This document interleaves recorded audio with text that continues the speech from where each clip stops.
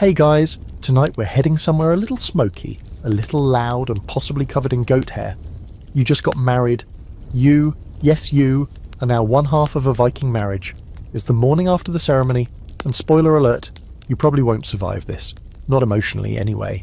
So before you get comfortable, take a moment to like the video and subscribe, but only if you genuinely enjoy what I do here. And drop a comment. What city are you watching from, and what time is it over there? Now dim the lights, maybe turn on a fan for that soft background hum, and let's ease into tonight's journey together. You wake up to the low crackle of the hearth fire, barely holding on in the morning chill. Smoke snakes its way up to the ceiling slats, and the scent is half ash, half sheep. Your body aches in a very particular way, partly from the hours of feasting, drinking and dancing, and partly because you slept on a bed of straw that might also have contained a stray chicken.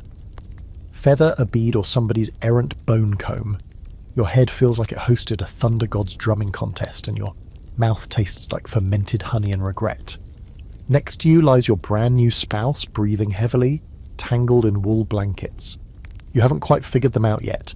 Who snores, who hogs the covers, who talks in their sleep about ancestral vengeance. But congratulations, because ready or not, you're officially cohabitating. And no, you didn't get a separate suite. You're in a household where walls are made of intent, not wood. Curtains, if you're lucky. Everyone heard everything, and now they're all awake. There's movement in the longhouse, footsteps on packed dirt, muffled voices, a clatter of pots. You see the matriarch emerge from the shadows with a jug of water and a knowing smirk. She's already cleaned the hearth and milked 2 goats. You, on the other hand, still smell like roasted boar and last night's mead. The hangover hits in full as you sit up, your hair somehow both matted and sticky, and realise that your day, your life, is about to get very complicated. You're not even allowed a peaceful morning stretch. There's a bustle around you and the family is pretending to not stare, but they're definitely watching. In this world, a wedding night is everyone's business.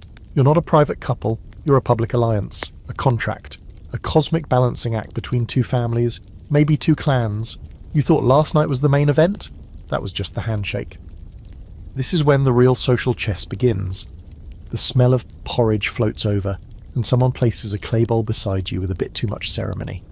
There's an elder, a distant cousin or a half-uncle or some man whose job it is to silently loom, standing nearby with his arms crossed, giving you the world's slowest head nod. It's meant to be approving, maybe. Hard to tell under all that beard. You stretch your neck and finally manage to rise, every joint protesting. Your spouse does the same, and for a weird moment, the 2 of you share a glance, half bewildered, half amused. Neither of you really know what happens next, but everyone else seems to. Your clothes from the day before are neatly folded at your feet, which is generous of someone, considering one of your boots is missing. A cousin brings it over, sheepishly grinning, and drops it at your feet with a quiet thud. You mutter thanks, pull it on, and brace for whatever ritual or expectation awaits. Because there is one. There's always one. This is the part where we zoom out just a little, and let's get historical for a second. Viking marriages weren't about love. Not primarily anyway. They were agreements between families, usually arranged to gain land, status, or peace. The wedding night might have sealed the bond physically, but the morning after was for social sealing. Which means that today you're going to be watched, judged, tested, and, if you're lucky, slowly accepted. Now, a fun, weird little sidebar. In some Icelandic sagas, the morning after the wedding included poetic duels. Imagine that. You're still dizzy from last night, and suddenly some cousin challenges you to a rhyme battle because he thinks your family's sheep are subpar. It's part insult, part entertainment, and mostly chaos. You might want to start prepping your best alliteration now. Maybe something like low-browed braggart, brewer of bad barley. But back to your morning. There's no breakfast in bed here. You're expected to join the communal table, where seating is very intentional. Who you sit next to says everything about how people think this marriage is going to go. You're next to your spouse's aunt. Stern, no nonsense, possibly enchanted, and across from someone who definitely tried to marry your partner before you showed up. The food is simple, thick porridge, coarse bread, smoked fish, maybe a few berries if you're inland and lucky. Your stomach churns a little, but you manage a few bites while nodding politely. Someone pours you water, someone else offers more mead. You consider declining, but then remember, this is Viking culture. Refusing hospitality is the social equivalent of spitting into the god's soup. So you drink, again, and hope it doesn't come back up. Now here's the open debate that scholars still toss around. How much autonomy did a newly married Viking really have on day one? Some argue that couples had a surprising amount of private time to form their bond. Others insist that extended families ran the show from sunup to sundown. Judging by the hovering elders and whispered critiques around you, today is definitely the latter. The morning passes in a haze of formalities. People want to know how you slept, not because they care, but because the answer is a coded message. Soundly means everything's fine. With interruption means maybe the union isn't so blessed. I don't remember is only acceptable if said with a laugh and a wink, and you do your best to toe that line. Outside, the light changes. You can hear someone splitting wood. A child chases a chicken past the door. The world moves on, and yet for you, it's all just beginning. You're not the same person who walked into this longhouse yesterday. You're someone's partner now, a new thread in an old tapestry, and trust me, that thread is about to get tugged in all directions. You haven't even finished your second bite of porridge when it starts. There's a subtle shift in the energy around the hearth, like when the wind changes direction just before a storm. A few elders rise quietly from the bench. You feel it before you see it, the slight tightening tension in your spouse's shoulders, the way everyone suddenly avoids eye contact. Something is coming, and sure enough, a thin woman with a face like a dried apple and fingers that move like they've counted more lambs than stars steps forward holding a sheet. The sheet! You freeze, so does your spouse. The matriarch holds it up, arms outstretched like she's about to unveil a sacred relic. And in a weird way she is. This is the linen cloth you two slept on last night. And what they're looking for, what everyone is pretending not to look for, is a small iron-rich stain. A speck. A bloom. A sign. It's the blood check ritual. In Viking-age Scandinavia, especially among the upper classes, the presence of blood on the marriage sheet was seen as a form of proof that the union had been consummated, and, ideally, that the bride had entered it as a virgin. If the couple were young, this ritual could be held with a kind of grim pride. If they weren't, well, let's just say, not all linens tell the same story. And there's no hiding. The sheet is held up to the firelight and half the room tilts their heads like chickens watching a falling leaf. You consider sinking into your porridge and never resurfacing. Your spouse coughs quietly. The matriarch studies the fabric like she's reading runes from Odin himself. Then, just as slowly, she gives a satisfied grunt. It's barely audible, but it echoes like thunder. She folds the cloth, nods. That's it. Judgment rendered. Your union is now officially endorsed by fluids and folklore. No one cheers, thankfully, but several people suddenly act like they're less tense. One man even starts humming again. You'd think this would be the most awkward part of the day, but give it time. The bloodsheet tradition wasn't universal, and some scholars argue it wasn't that widespread outside certain noble circles. But in some regions, like parts of Sweden or Denmark, it was treated with all the drama of a courtroom finale. There are accounts where entire family alliances collapsed over a missing stain. Did the couple fake it? Was the linen swapped? Was someone not pure? It's hard to imagine today, but in a world obsessed with inheritance and honour, a red dot could decide your entire future. Now for a twist of the weird.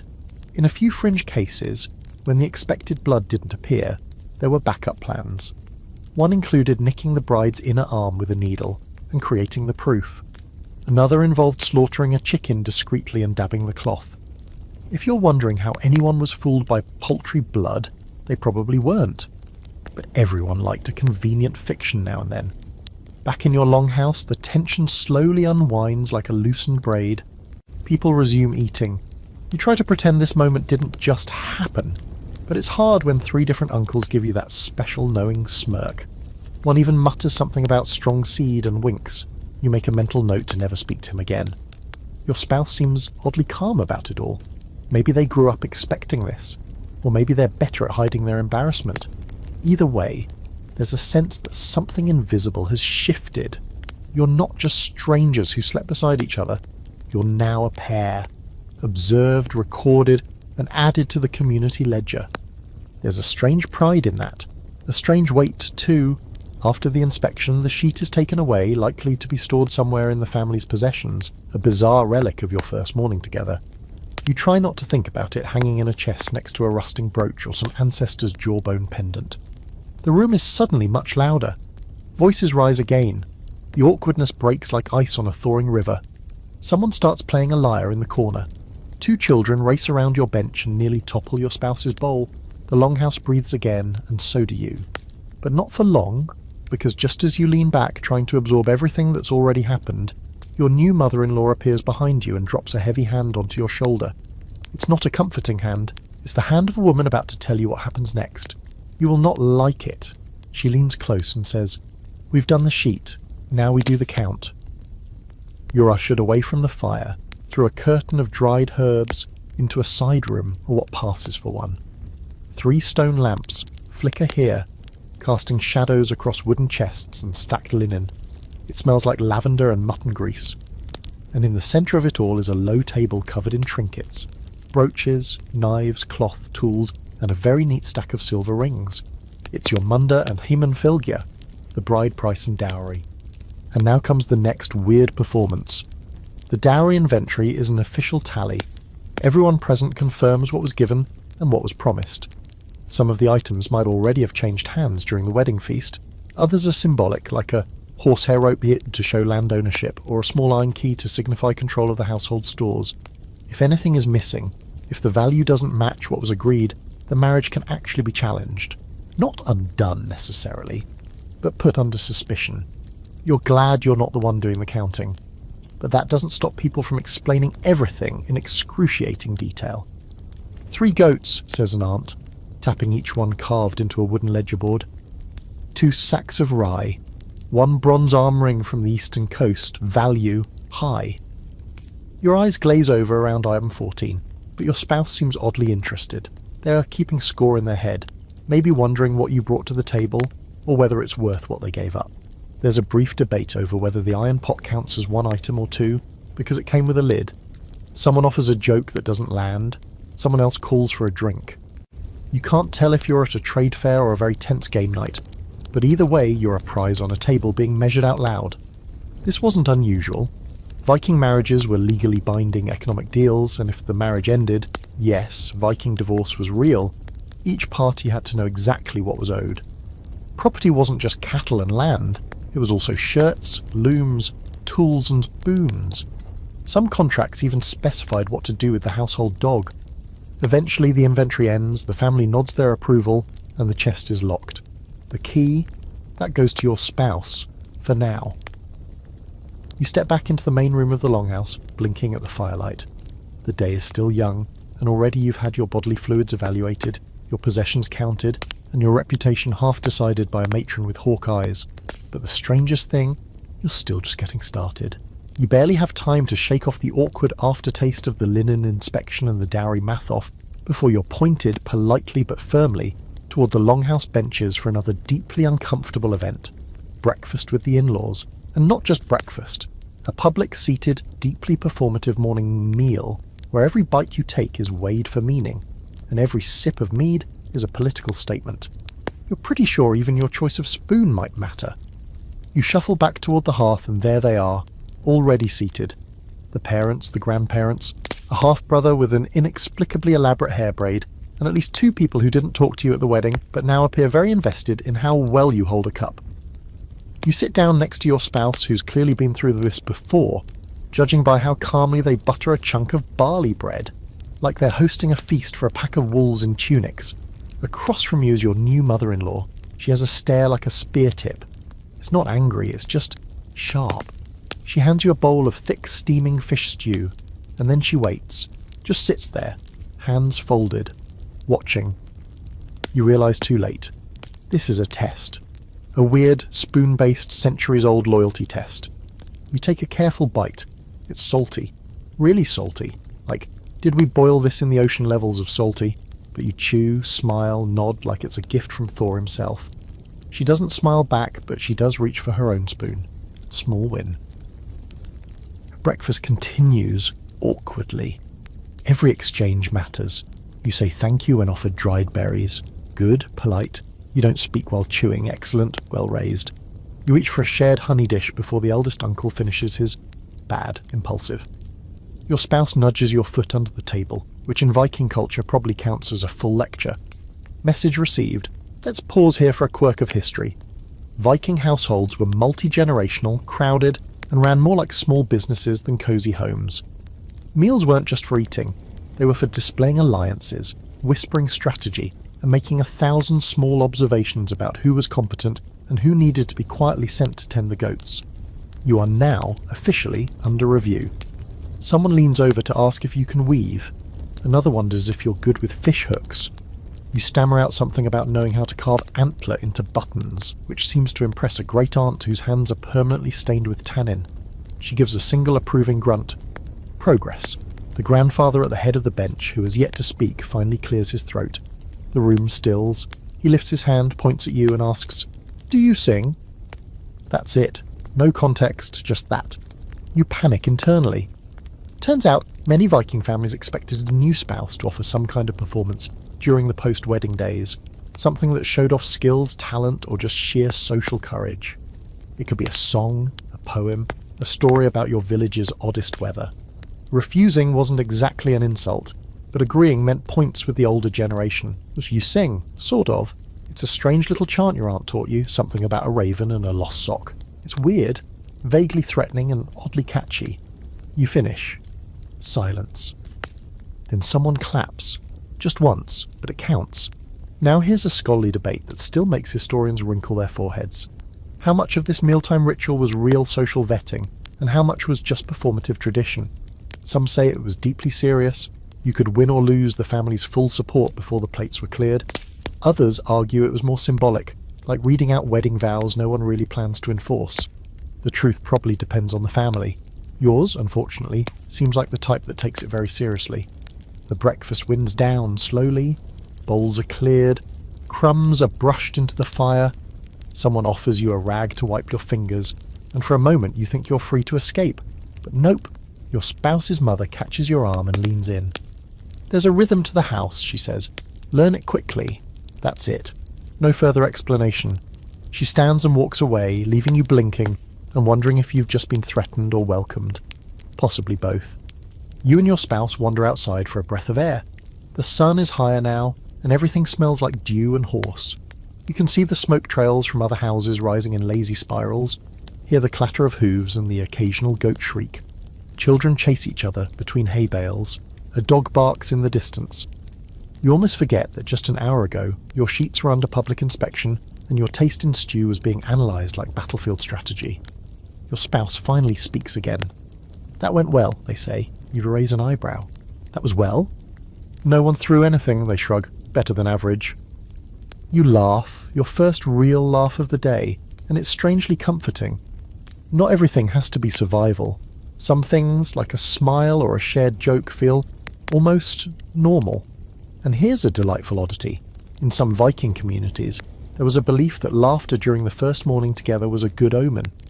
A loud, real laugh meant the gods had blessed the union with joy, or at least a shared sense of absurdity. So maybe you've earned your first celestial point. But your moment of peace doesn't last long.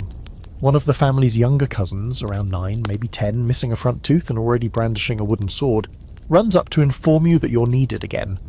There's a counting, he says ominously, and then runs off cackling. You sigh.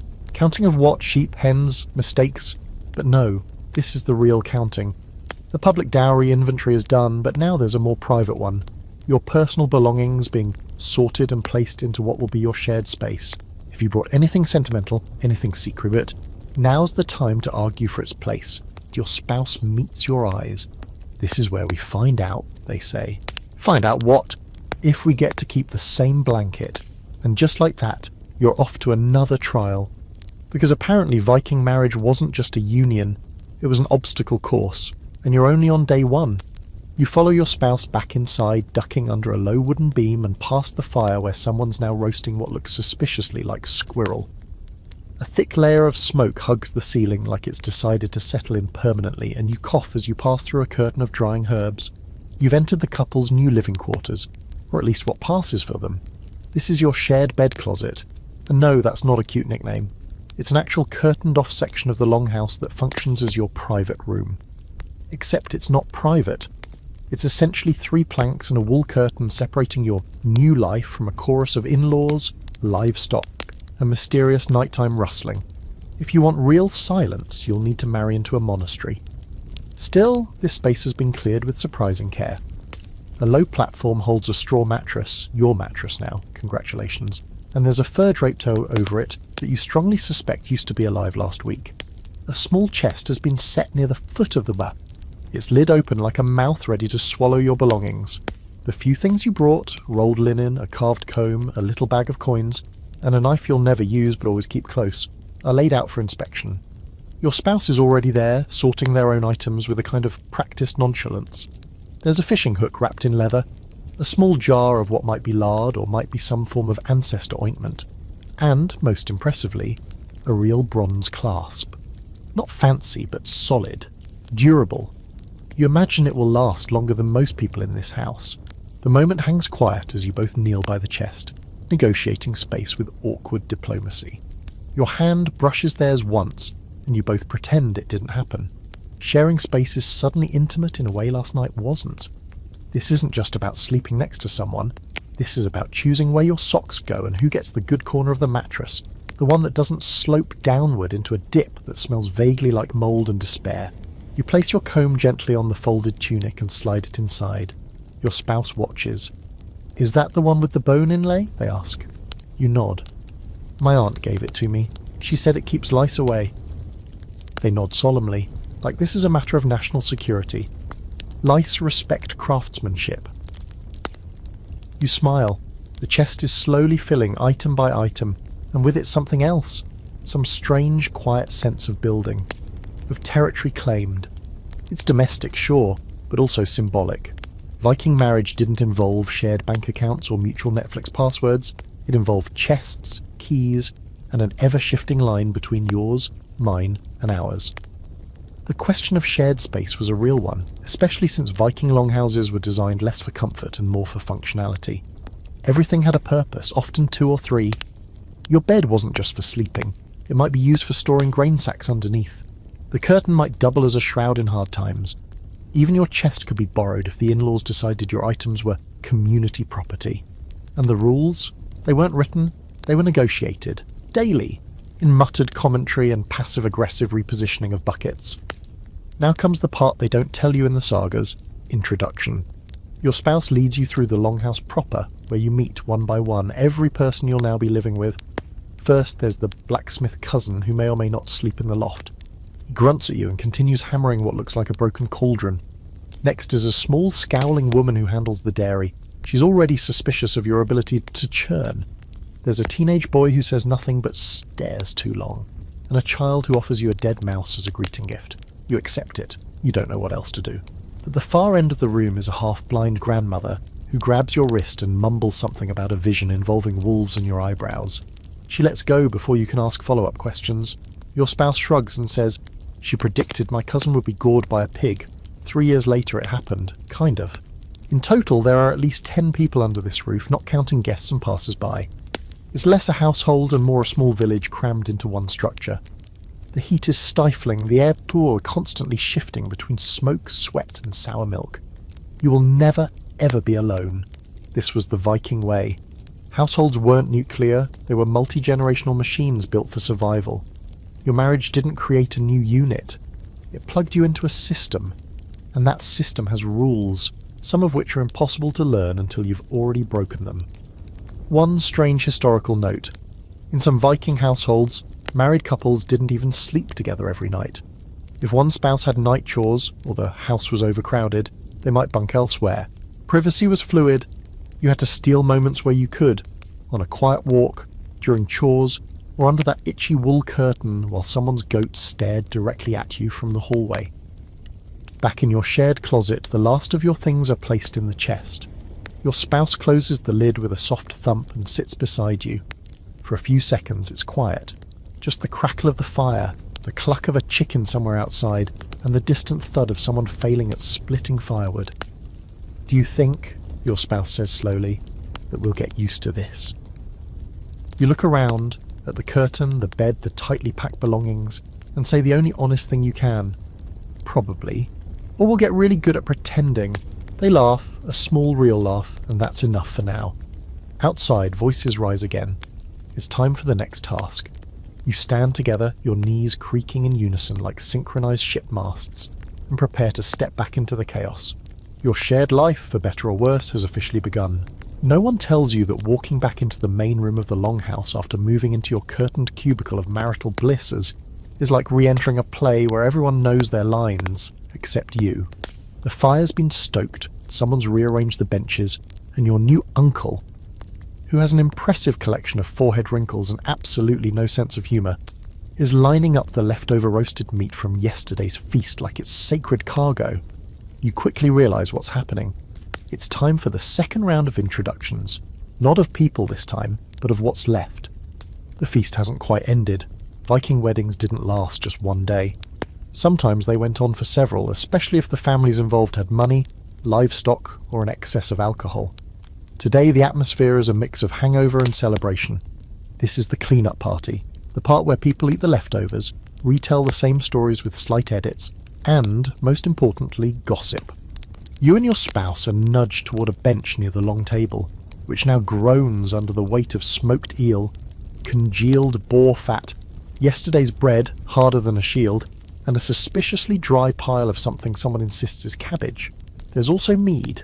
Of course, there's always mead.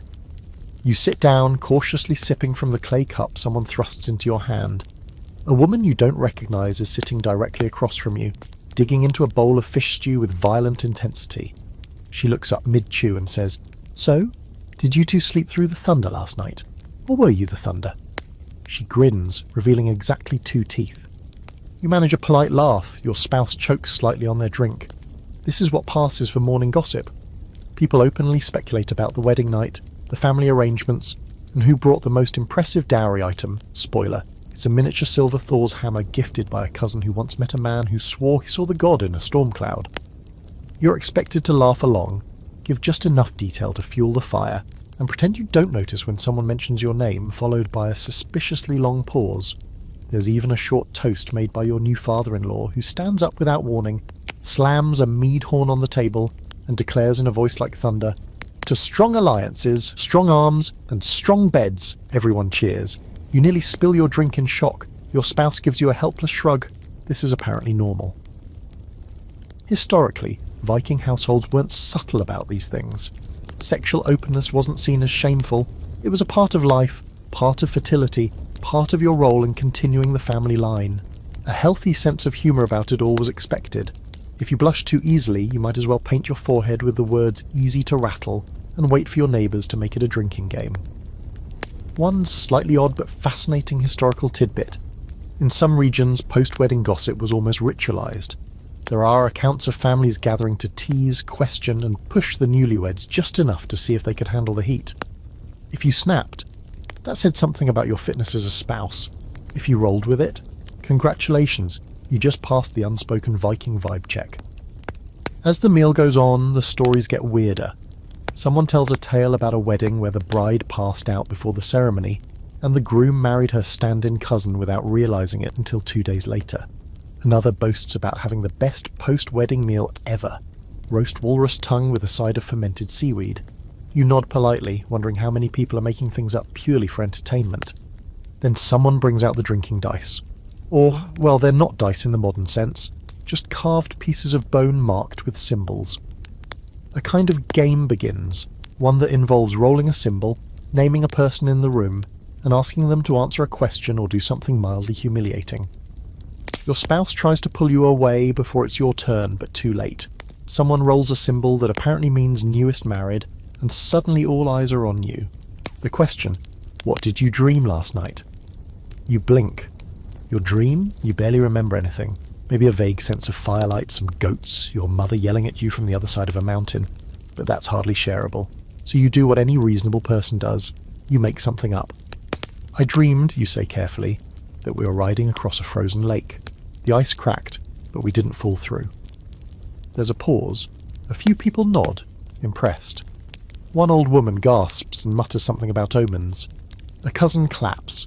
Your spouse stares at you like you've just performed actual sorcery. It's a hit. You're rewarded with another cup of mead and the privilege of not being questioned again, at least for the next few minutes. Your spouse leans in and murmurs, "Was that real?" You shake your head. "Not even close," they laugh. "Remind me to never play bones with you."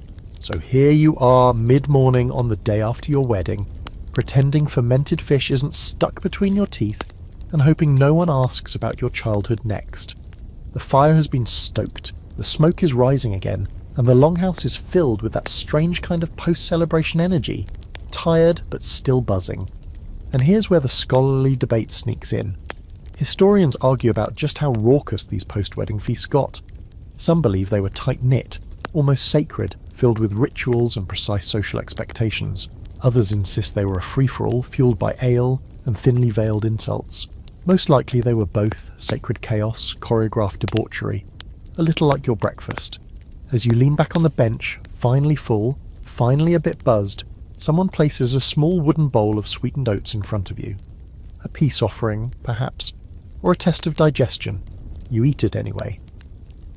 By now the firelight dances in your peripheral vision like it's trying to lull you into sleep, but the day is far from over. There's still work to do, and for you and your spouse, it starts now. Because someone just handed you a feeding pail, someone else pointed toward the livestock pen, and no one's letting you rest just because you're technically a newlywed. You look at your spouse, who sighs. First chores? Looks like it. Let's just hope it's not the pig again. Why? You'll see. And just like that, you're off to face your first real task together. Not in a storybook kind of way, but in a muddy, noisy, manure-scented kind of way. Welcome to married life, Viking style. If you thought marriage in a Viking household came with some kind of grace period, like a few days to lounge around and get to know your new spouse while braiding each other's hair and humming old sagas by the hearth, you are sorely mistaken. Because the second the mead haze clears and the last hunk of boar fat is gone, you're tossed headfirst into the living, breathing machine that is Longhouse life. And every cog in that machine expects you to pull your weight. Your new task is simple on paper, help with the morning chores, but in reality it's a game of survival featuring screaming geese, a goat with one horn and a vendetta, and a feeding pail that's leaking in 3 different places. Your spouse hands it to you like a peace offering or a dare, and you take it with the resigned acceptance of someone who has just realised that marital bliss comes with splinters and the occasional faceful of feathers. You follow the clatter of feet and low grunts out to the side structure where the animals are kept. It's less a barn and more a lean-to built from leftover planks and whatever the last storm didn't carry off. Inside, the smell is impressive. Potent blend of damp straw, animal funk, and something sharp and suspicious you can't quite identify. Let's hope it's not prophetic. You step into the pen and are immediately greeted by a goat head-butting your shin. "That's Skeggy," your spouse says. "He hates everyone, but especially new people." Wonderful. Skeggy snorts and backs up for round 2. Most Viking farms weren't sprawling fields and pristine barns. They were compact, efficient ecosystems. If you had animals, you used every part of them, and you learned their habits fast. Chickens provided eggs, pigs were walking food storage units, and goats, well, goats were chaos on 4 legs that sometimes gave milk if they felt generous. Your job, for now, is to keep the chaos contained. You and your spouse move through the motions, pouring grain, refilling water troughs, tossing old hay, trying to dodge hooves and horns. It's clumsy at first. You step left when they step right. You nearly knock over a bucket with your elbow. At one point, a rooster decides your boot looks like a rival and launches an attack. Your spouse swats it away, laughing harder than they probably should. "You're doing great," they say through wheezing laughter. "If this were a saga, you'd be the warrior of the coop." Speaking of sagas, let's hit pause for a little historical detour. Viking Age households valued physical work, not just for survival, but as a measure of your worth. A spouse who couldn't carry their share of chores, or who grumbled too much about the pig pen, would be quietly noted and possibly roasted in next year's winter tale. These stories weren't always about war, some were about domestic strength, cleverness, or the time Uncle Life fell into a well while chasing a sheep and had to marry the girl who pulled him out. And here's a strange but true tidbit. Some Viking women, especially on larger farms, ran the entire household while their husbands were away raiding or trading. They held the keys to the food stores, managed the workers, and even oversaw legal matters. The term housewife didn't mean sits and embroiders back then. It meant probably has a knife and could run the estate better than you. Back in the pen, you're slowly getting the hang of it. Your spouse starts humming as they work, some old tune that loops through the hay, tossing and chicken herding. You join in, off-key but enthusiastic, and the rhythm of the work starts to smooth out. You're not just doing chores now, you're building a rhythm with each other. It's strange, oddly satisfying, like you're becoming part of something larger than yourself. That is, until the pig makes its entrance. You hear it before you see it, a low, guttural grunt, followed by the unmistakable sound of a wooden gate being violently tested. Your spouse freezes. "Oh no," they mutter, "not again." The pig, whose name is apparently Bruni, has escaped its pen and is now trotting directly toward you with the self-confidence of a war chieftain and the eyes of someone who knows exactly how to ruin your morning. He snorts, eyes the leaking pail in your hands, and charges, not to attack but to demand breakfast. What follows is not dignified. You try to dodge left. Bruni charges right. You slip on a patch of wet straw and nearly take out a chicken coop. Your spouse tries to intercept with a stick, but the pig, slippery and smarter than expected, jukes them like a seasoned gladiator. In the end, it takes both of you pinning the pig between two barrels to get him back in his pen, panting and covered in something you hope is just mud. You lean against the wall, exhausted. Your spouse offers you a bucket of water to rinse off. You survived Bruni, they say, clearly impressed. Most people don't get that far on day one. You're about to make a joke about it being a test when one of the older women from the house appears with a stern look and a broom. "The dung's piling up near the door," she says flatly. "Newlyweds get the honour." You don't know whether to laugh or cry, so you just sigh, pick up the broom, and trudge toward your next chore. This is the part of marriage no one sings about. No romantic ballads for pig wrestling and dung sweeping. But it's here, in the shared mess, that something important starts to form. Respect. Not flashy, not poetic, but solid. Real. Your spouse looks at you like you've passed some invisible trial. You look at them and realizes they were right there with you, broom in hand, shoulder to shoulder.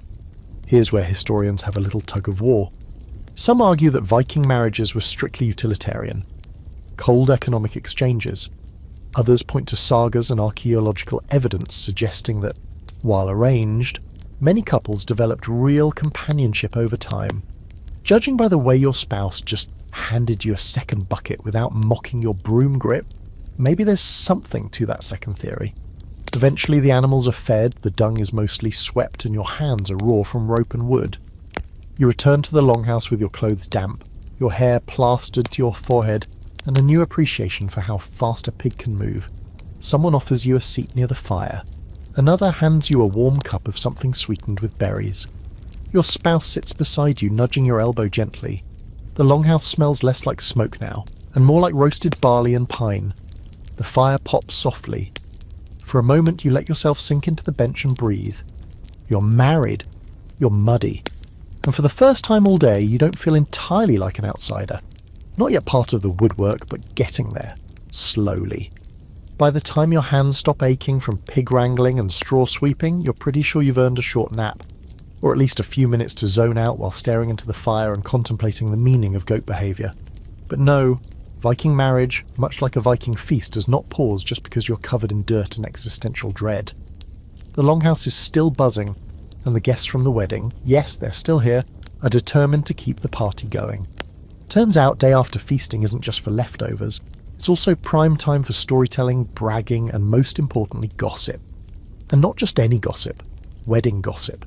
As you ease back onto the bench and sip a warm cup of something fermented but still somehow sour, you catch snippets all around you, bits of conversation bouncing off the walls like arrows loosed from a very nosy quiver. I heard they didn't even finish the wedding song last night. The cousin got too drunk and started chanting about fish. Did you see the bride's aunt? She fell asleep face first in the oatcakes. I heard the dowry included a cursed brooch. My grandmother swears she saw it twitch. You look at your spouse, who shrugs like this is all normal, and maybe it is, because Viking gatherings weren't just about food and celebration, they were also about memory, specifically shaping memory. These stories, these little exaggerated tales and awkward retellings, they're already becoming folklore, your folklore. A man with a spectacularly long moustache, so long it has its own braid, plops down next to you and leans in conspiratorially. "So," he says, breath thick with onions and ancient mead, "which one of you passed out first last night?" You blink. He grins. "Come on, don't be shy, there's a wager going." You don't answer, but your spouse raises an eyebrow and says, "Neither. We had to carry you out of the stew pot." Moustache man howls with laughter and shouts, "Fair enough," before stumbling away, presumably to confirm whether he really did nap in the pot. This apparently is the game now. Who can retell the wedding in the funniest, most humiliating, or most mythically inaccurate way? And you and your spouse are centre stage. No pressure. A young woman with wild hair and a jug of something dangerously cloudy takes her turn next. "I saw the couple sneak out right before midnight," she says loudly, addressing the room more than either of you. They said it was for privacy, but I'm pretty sure they just wanted to steal more honey cakes. Several people laugh. A few nod solemnly, as if this is a confirmed crime. Your spouse whispers, "I did steal honey cakes." You whisper back, "I know, you stuffed them in my sleeve." You're not sure if you should feel embarrassed or oddly proud, but there's a strange comfort in hearing people talk about you like this, as if your presence is no longer foreign, no longer something new to be evaluated. You're becoming part of the house's tapestry, woven in with jokes and rumours and crumbs. Historically speaking, Viking society was intensely oral. Stories weren't just for entertainment, they were how people remembered things, how they passed down values, how they judged what mattered. Your wedding, in all its mud-stained, mead-drenched glory, is now public property, and these tales, embellished or not, will follow you for years. Now here's a quirky little historical detail. Some Viking wedding feasts included game rituals, where guests reenacted parts of the couple's courtship or pretended to be them in satirical skits. These were usually harmless fun, but occasionally veered into very specific territory. If you're lucky, this household doesn't lean theatrical. Just as that thought crosses your mind, two boys scramble into the centre of the longhouse and announce that they are performing the Saga of the Newlyweds. Oh no, the taller one smears dirt on his face and wraps a wool blanket around his shoulders like a cloak. "I am the spouse," he bellows, striking a heroic pose. The smaller boy flops dramatically to the floor and groans. "The pigs! They were so many!" You stare in horror as the boys reenact your exact pig-chasing scene, complete with exaggerated squeals, a pretend bucket, and a broom-wielding elder yelling, "Clean it better!" Everyone erupts into laughter. You bury your face in your hands. Your spouse, traitorously, is laughing harder than anyone else. When the play ends, someone tosses the boys a pair of dried apples as payment, and the older woman who plays the lyre strums a few celebratory notes. You've officially been immortalised in barnyard theatre. Despite the embarrassment, it's weirdly bonding. These people, who just yesterday were strangers, are laughing with you now, not at you. Well, okay, a little bit at you, but there's affection in it. Acceptance. Your spouse leans in and says, "If it helps, that's the best pig impression I've seen all year." You smile reluctantly. Better than the real thing? Oh, not that good. Eventually the laughter dies down and people start shifting into more comfortable positions, and some sprawl on furs near the fire. Others begin rebraiding their hair or tightening their wool wraps. The room settles into that soft post-feast lull, where the smoke hangs low and everyone feels slightly heavier in the best possible way. One woman, your spouse's cousin maybe, starts a new story, this time about her own wedding, which apparently involved a blizzard, a runaway sled, and a reindeer named Olaf. The tale is wild and likely only 40% true, but no one cares. Truth is negotiable here, as long as it's entertaining. And here's a point of historical debate. How accurate were these tales, really? Some historians believe Viking oral history was surprisingly precise, especially for major events. Others argue that most of it was flexible storytelling designed to boost reputations and entertain long winters. Probably, as with most things, it was both. A little fact, a little flair, and a lot of repetition, until even the pig story sounds like prophecy. By the time the lyre plays again and a few sleepy guests start yawning into their cloaks, you and your spouse are leaning comfortably together. It's not romantic exactly, it's companionable, warm, like two people who survived something mildly traumatic and came out the other side as co-owners of a goat-infested memory. One last cousin stumbles over and mumbles, "You'll be fine. If you can laugh, you can last." Then she hiccups and curls up under the nearest bench. You look at your spouse. Do you think we're fine? They think for a moment, then nod. We're covered in pig muck and lies. We're thriving. You both laugh again, quieter this time, softer. The longhouse is dim now, the fire's dimmer, and the gossip has faded into gentle murmurs. For tonight at least, the household seems content to let you be. You've been hazed, teased, performed and parodied. And weirdly enough, it feels like home. Sleep sounds like a brilliant idea right about now. After surviving livestock gossip and the theatrical retelling of your first full day of married life, you'd think someone would throw you a blanket and let you collapse into your straw mattress for a hard-earned nap. But no, before your body even finishes the thought of rest, a sharp whistle slices through the longhouse, and an older woman, wide-shouldered, grey-braid, eyes like a hawk, points directly at you and says, "Time for work." You look to your spouse for help, but they're already grabbing a wooden pail and walking toward the back of the house like this is all normal. And of course it is normal. Welcome to your first official domestic duty as a married Viking. No fanfare, no ceremony, just hands in buckets and a strong chance of accidentally stepping in something that once used to be food. You trail behind your spouse as the older woman, who by the way, turns out to be the household's keeper of rhythm, which is less poetic and more unofficial manager of literally everything, begins rattling off chores in a tone that suggests she once raised wolves and probably still keeps their bones as bookmarks. You, she says to you, handing over a broom made from bundled birch branches, sweep the hearth area and under the benches. Ashes go to the pit, scraps to the pigs. No crumbs in the fire. Fire spirits hate crumbs. You blink. The fire spirits? She squints at you like you've just asked if water is optional. Of course, you don't want to anger them. Noted. Your spouse, meanwhile, has been assigned to the drying racks, tasked with checking the smoked fish and flipping the flatbreads. There's no instruction manual, no list, just this smooth rhythm that everyone else seems to know instinctively. You, on the other hand, are trying to figure out where the hearth ash goes without angering invisible spirits or your new in-laws. Viking households, it turns out, ran on a system of deeply ingrained domestic rituals, many of which weren't written down but passed on through repetition and a fair amount of passive-aggressive sighing. Every task had a right way to be done, some of them rooted in superstition, others in simple practicality.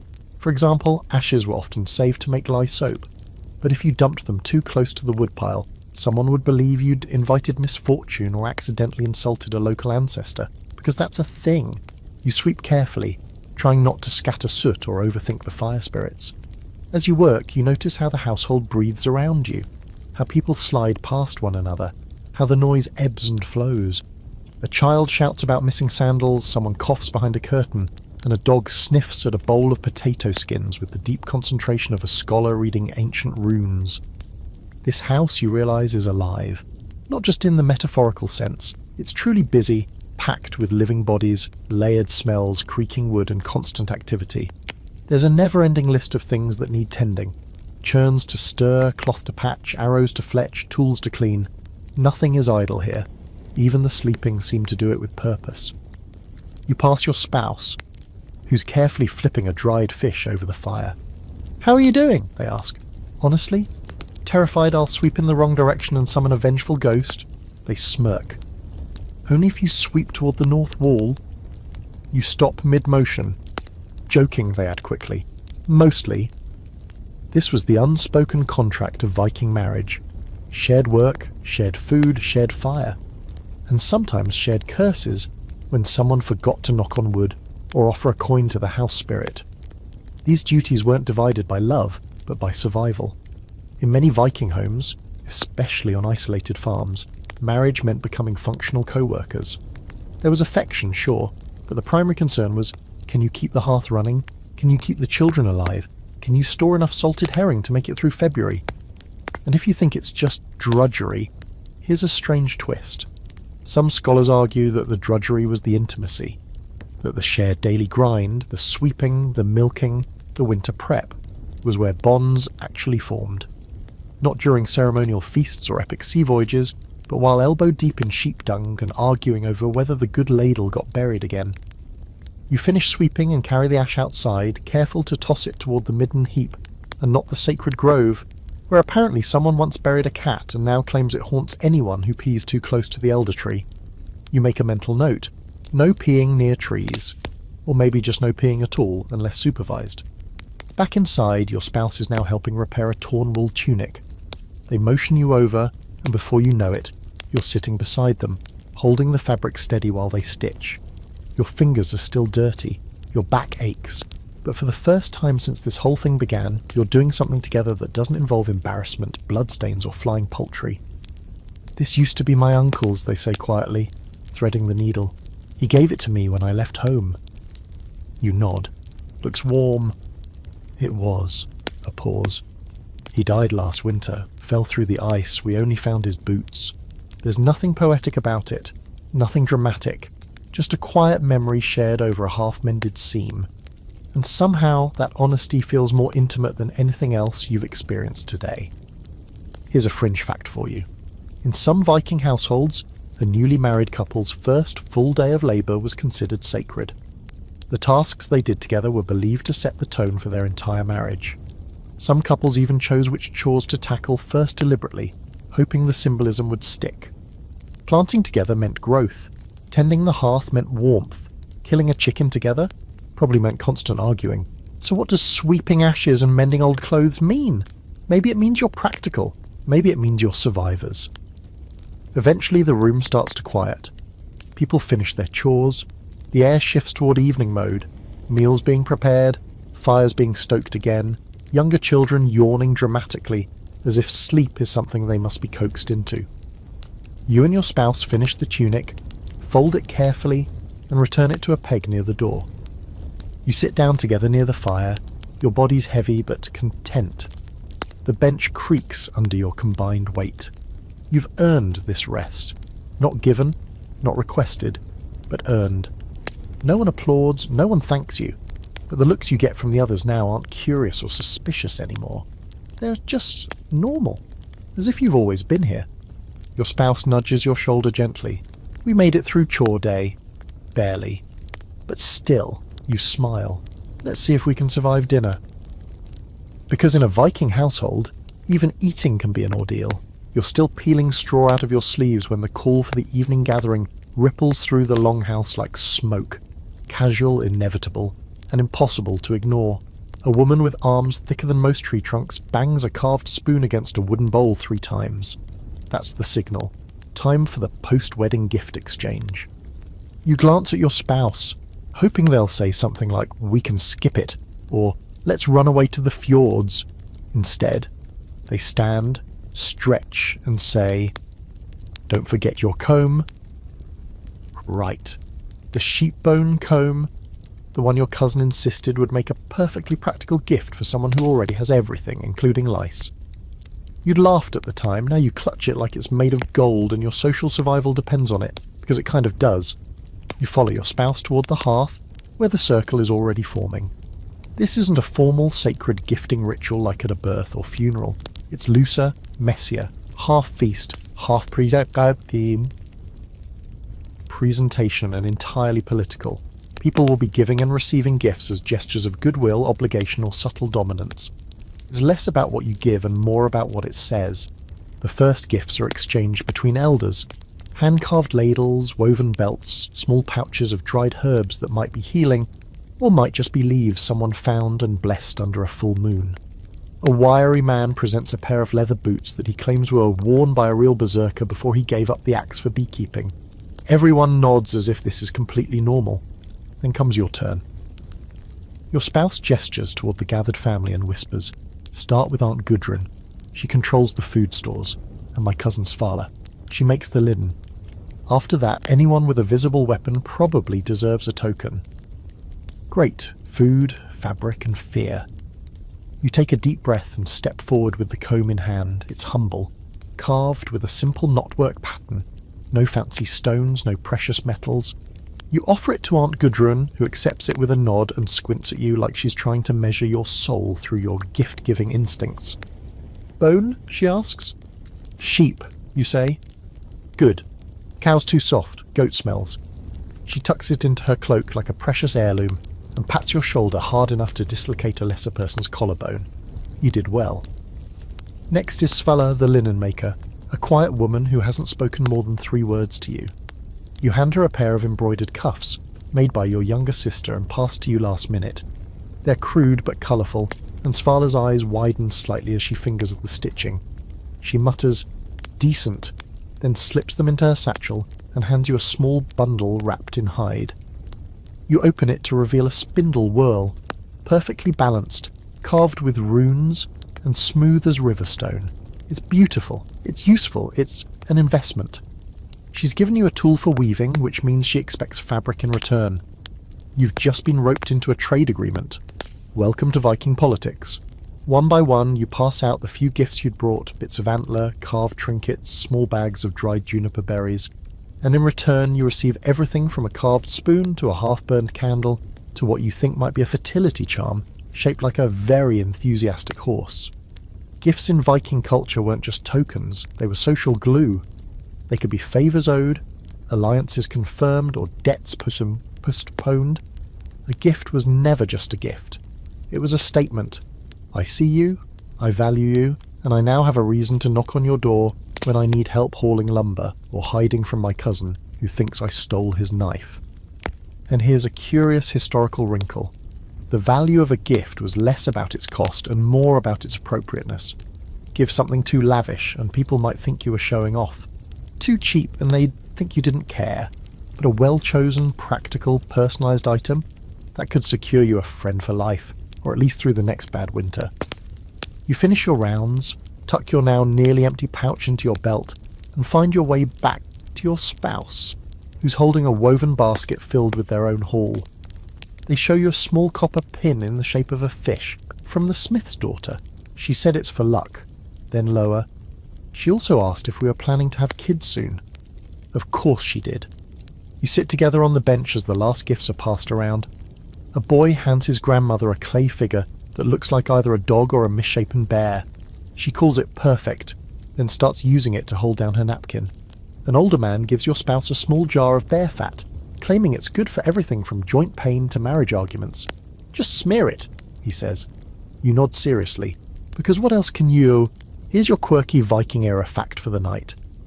In some Scandinavian communities, gifts were expected to be returned, not physically, but with something of equal or greater value.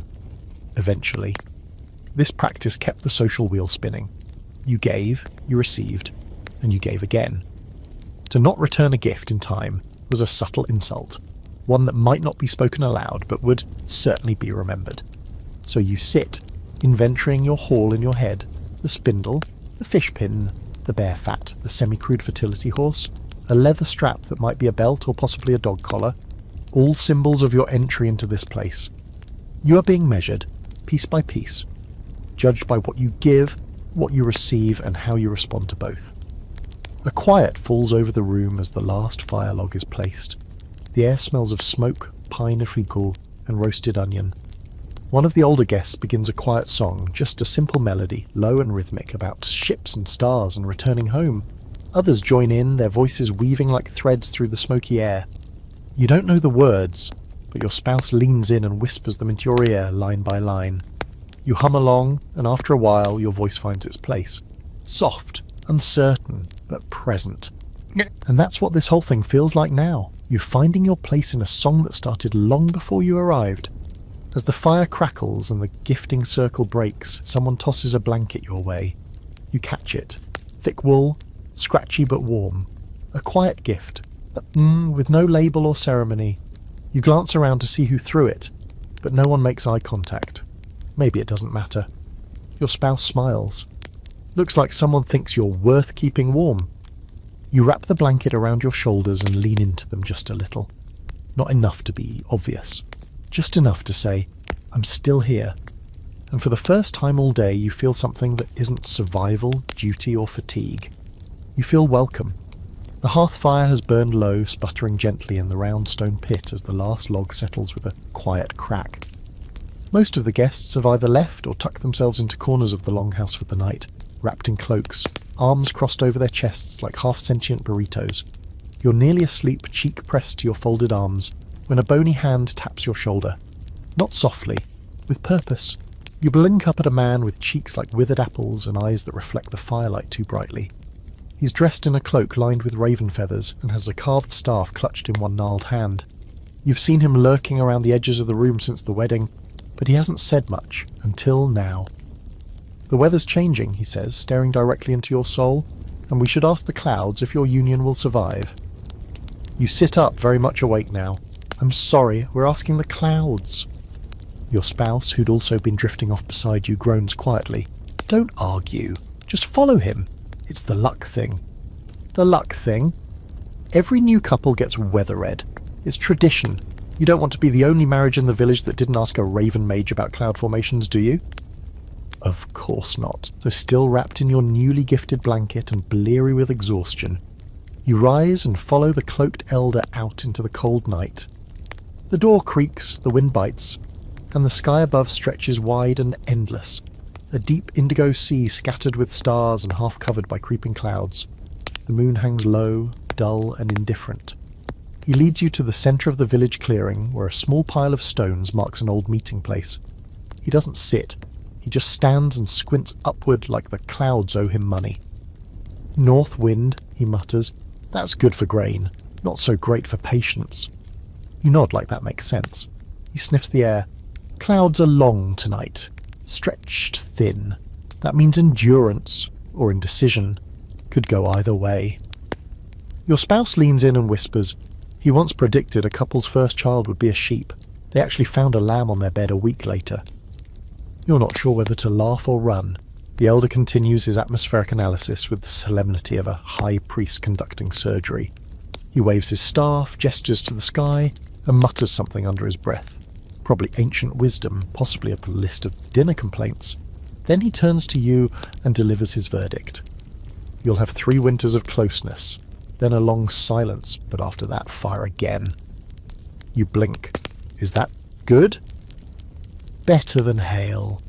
Worse than mist. He nods once, then wanders away toward the woods, staff clicking against the stones as he vanishes into the dark like a goat-scented ghost.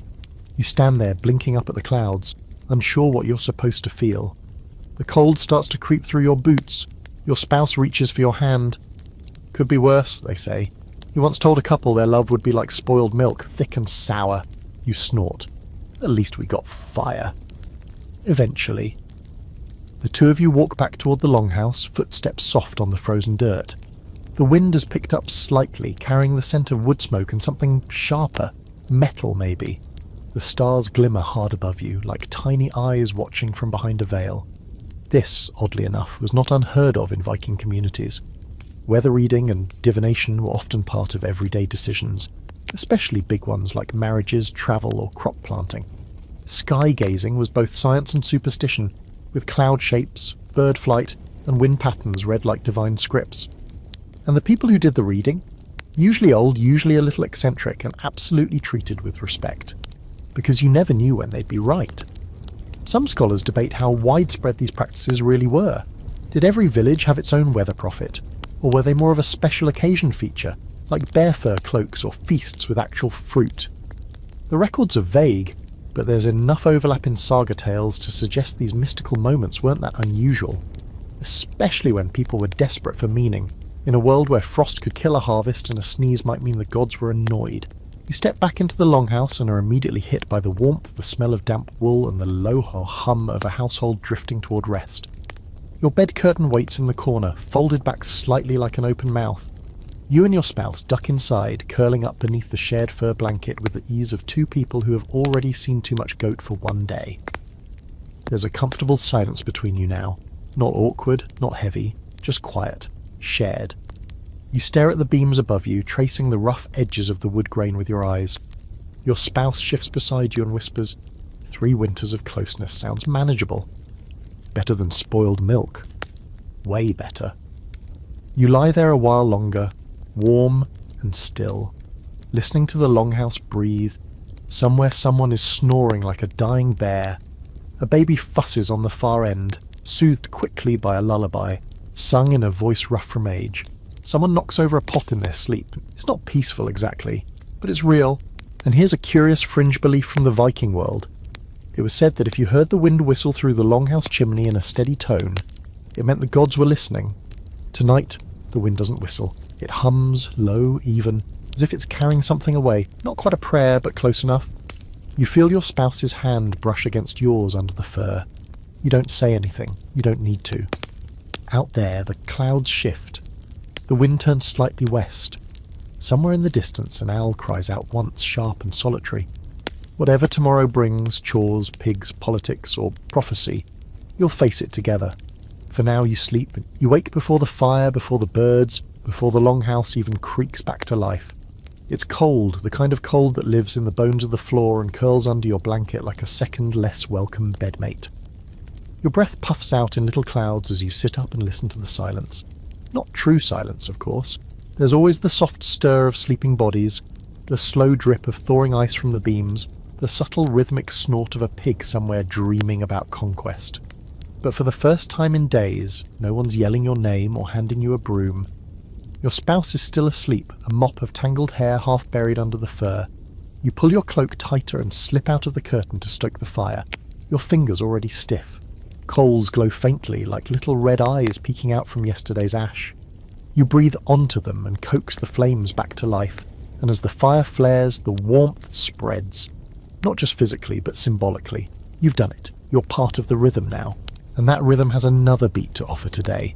By the time the others stir, you're already helping distribute warm broth into cracked wooden bowls, steam rising like ghost stories from the fire. Your spouse joins you, bleary-eyed but smiling. Big day, they murmur. Time to meet the dead. You blink. Excuse me? They just nudge you gently toward the door. We visit the ancestors today. Grave mound walk, blessing, or asking forgiveness, depending on what kind of person you married. Great. Outside, the morning air bites hard and crisp, but the sky is clear. A group begins to gather near the edge of the village, some carrying torches, others bundles of dried herbs or food wrapped in cloth. One older man even holds a wooden bowl filled with porridge. For the ancestors, he says solemnly. They like a hot breakfast. Your spouse takes your hand, and suddenly this feels bigger than another odd tradition. This isn't gossip or goat herding.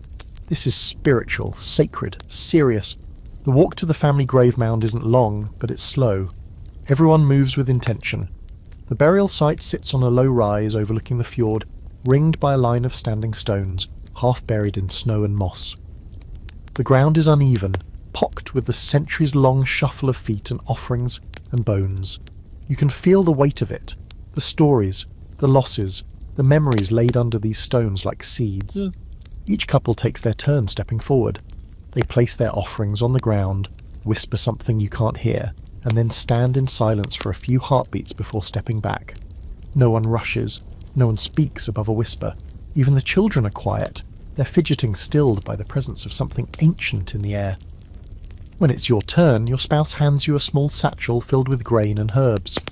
We offer it together, they say. You walk together toward the mound, and despite the cold, your palms sweat. The earth here feels awake, not threatening, but alert, as if it's listening. You kneel and place the offering near a stone carved with weathered runes. Your spouse murmurs a prayer in Old Norse, something about guidance, memory, and not repeating the mistakes of Uncle Bjorn. Then they look at you. Say something. You hesitate. What do you say to people you've never met who also happen to be dead and potentially judging your posture? I don't know your names, you begin quietly, but I know your bones are here. I'm married to one of yours now, and I'd like to not ruin it. It's simple, honest. The wind shifts. A tiny swirl of snow lifts off the mound like a breath. Your spouse gives you a small nod. That'll do. Historically, grave mound visits weren't uncommon in Viking life. Ancestors were seen as part of the household still, offering wisdom, protection, and sometimes a much-needed guilt trip if the cows weren't milked on time.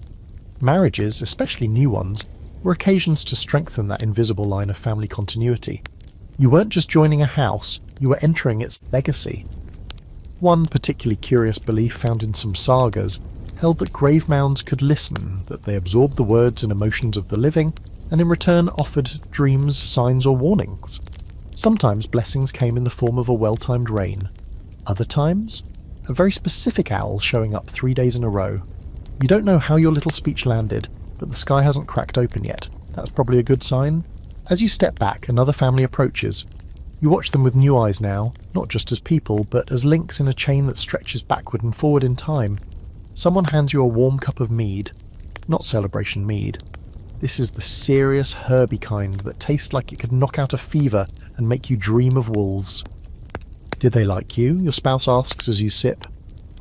You nod. I think they're giving me a week to prove I'm not a disaster. They smile.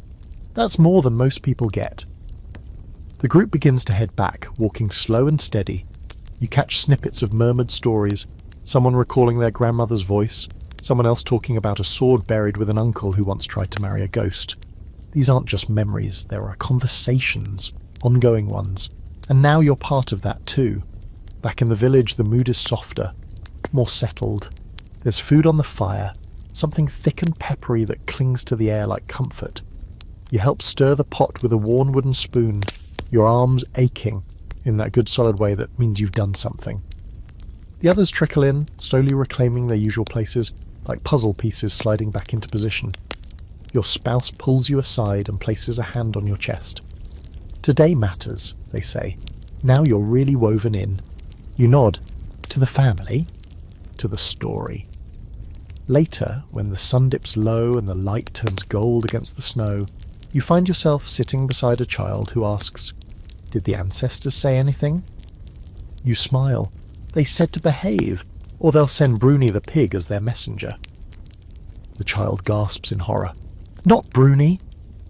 You laugh, and it echoes gently in the longhouse, blending with the rising voices, the clink of bowls, the hiss of logs settling. The dead may be quiet, but the living carry their songs. And tonight, one of those songs includes you. You're stirring a bowl of cabbage stew that smells vaguely like feet and wet rope when the shouting starts. Not angry shouting yet, but the kind that carries just a little too much energy. You glance up from the hearth just in time to see two people stumble in through the longhouse door, arguing loudly about goats. Again with the goats. Your spouse is already rising from the bench with a groan. I swear, if this is about the brown one again, it is about the brown one again. Turns out today is the day you get to witness, maybe even star in, your first real marital argument. Not yours and your spouse's, though that's coming soon enough, but between two other newlyweds from a neighbouring village. They're visiting for the post-wedding cycle, as is tradition, and they've arrived mid-fight, mid-freeze, and fully ready to drag their domestic drama into the sacred domain of your still, simmering soup. The argument goes something like this. She's my goat. My father gave her to us. Your father gave us a goat. I have fed her, cleaned up after her, brushed her every god's cursed day. She responds to my voice, because you yell at her like a lunatic. You try to shrink into the shadows, but it's too late. The fire flickers dramatically, as if eager to cast mood lighting.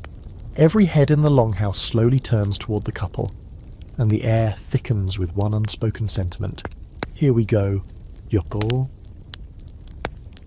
Your spouse leans in and murmurs, "They do this everywhere they go. Last week they argued about whose turn it was to sharpen the hay knife. Loud enough that the blacksmith's wife threatened to relocate them to the pig pen. This is your initiation into another important part of Viking marriage, public disputes. In this world, marriage doesn't happen in a vacuum. It happens in a longhouse full of in-laws, neighbours, livestock and nosy children pretending not to listen. Privacy isn't just rare, it's a luxury. And if you and your partner have a disagreement, chances are someone else is going to weigh in. Or three someone else's. Possibly the entire village, if the shouting lasts long enough. The goat fight escalates.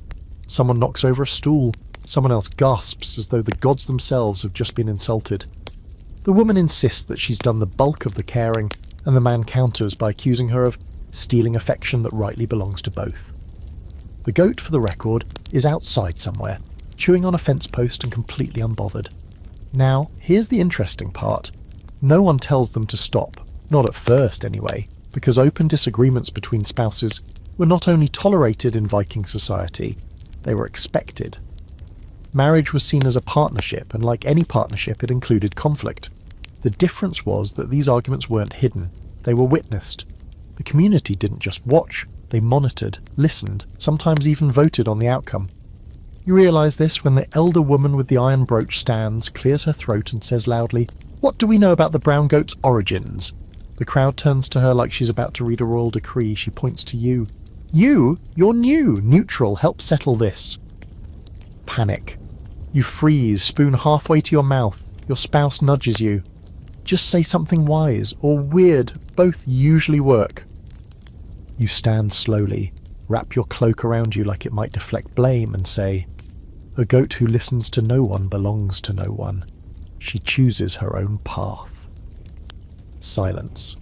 Then from the shadows a voice mutters, "She did headbutt the priest last spring." Laughter breaks the tension. The arguing couple glance at each other, slightly sheepish now. The woman huffs. "Fine, shared goat, but I get to name the kid if she births one." The man nods. "Deal." Just like that, it's over. You sit down again, hands shaking slightly from your unexpected moment as Goat Solomon. Your spouse grins and hands you a chunk of bread. "You're a natural. You're going to do great when it's our turn."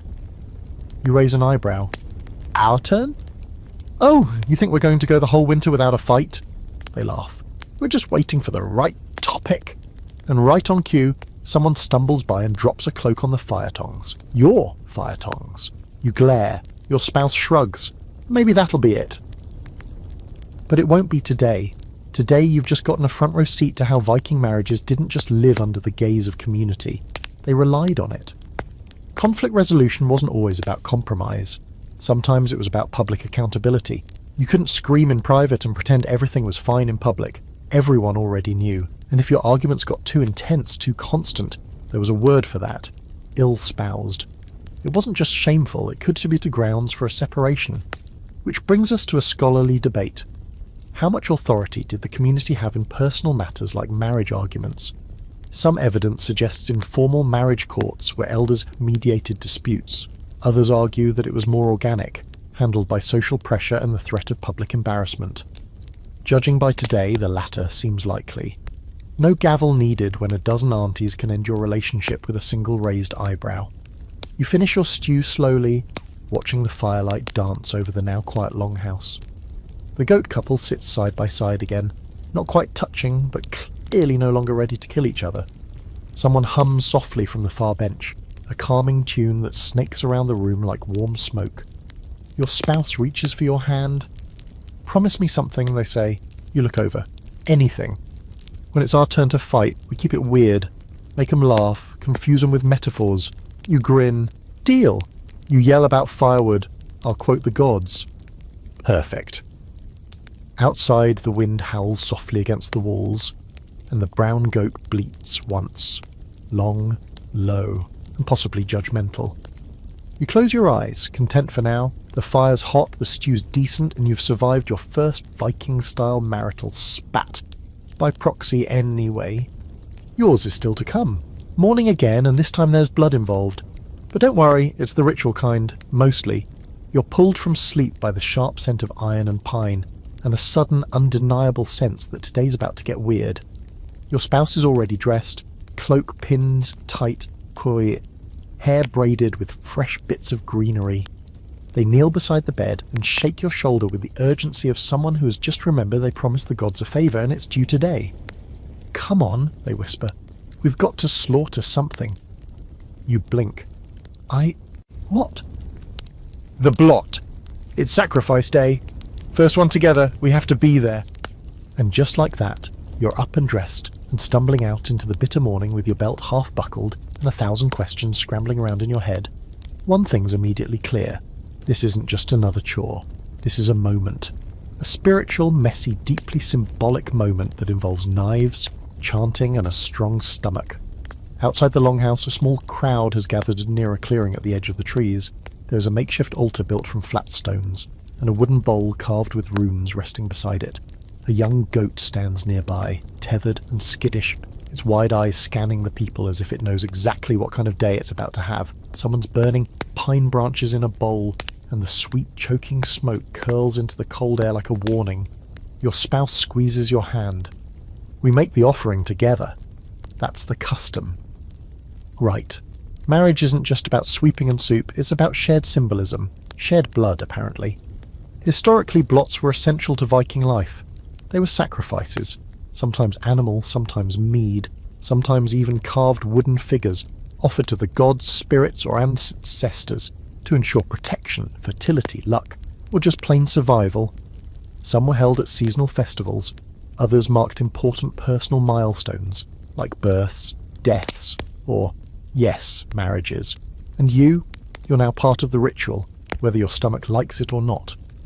The officiant today is a woman with silver hair, a serious brow, and a cloak made from something that once had claws. She holds a carved staff and a knife with a bone handle, both worn smooth from decades of use. Her eyes settle on you and your spouse. "Newly joined," she says, voice low and firm. "Come forward." The goat bleats softly, not in fear, more in boredom, as if it too has been through this before. You kneel together beside the altar. The officiant dips her hand into a small bowl of dark red paint, thankfully not actual blood, at least not this early, and presses her palm against your forehead, then your spouse's. "To bond you with the old ways," she says, "to make your names heard by the gods." You nod solemnly, even though you're mostly focused on not passing out. The knife gleams in the sunlight. Then the real sacrifice begins. The goat is brought forward, soothed, calmed. It doesn't resist. Your spouse murmurs something under their breath, possibly a prayer, possibly an apology. The knife is swift, and the act itself is cleaner than you expected. No flailing, no screaming, just a sharp moment, then stillness. The officiant catches the blood in a wide bowl and mixes it with herbs, chanting words in a dialect so old it might predate the runes carved into the stones nearby. You're handed a sprig of evergreen dipped in the blood mixture. You glance at your spouse. They nod. Together, you flick it toward the altar stones, just once, clean and quiet. It's done. You stand, heart thudding.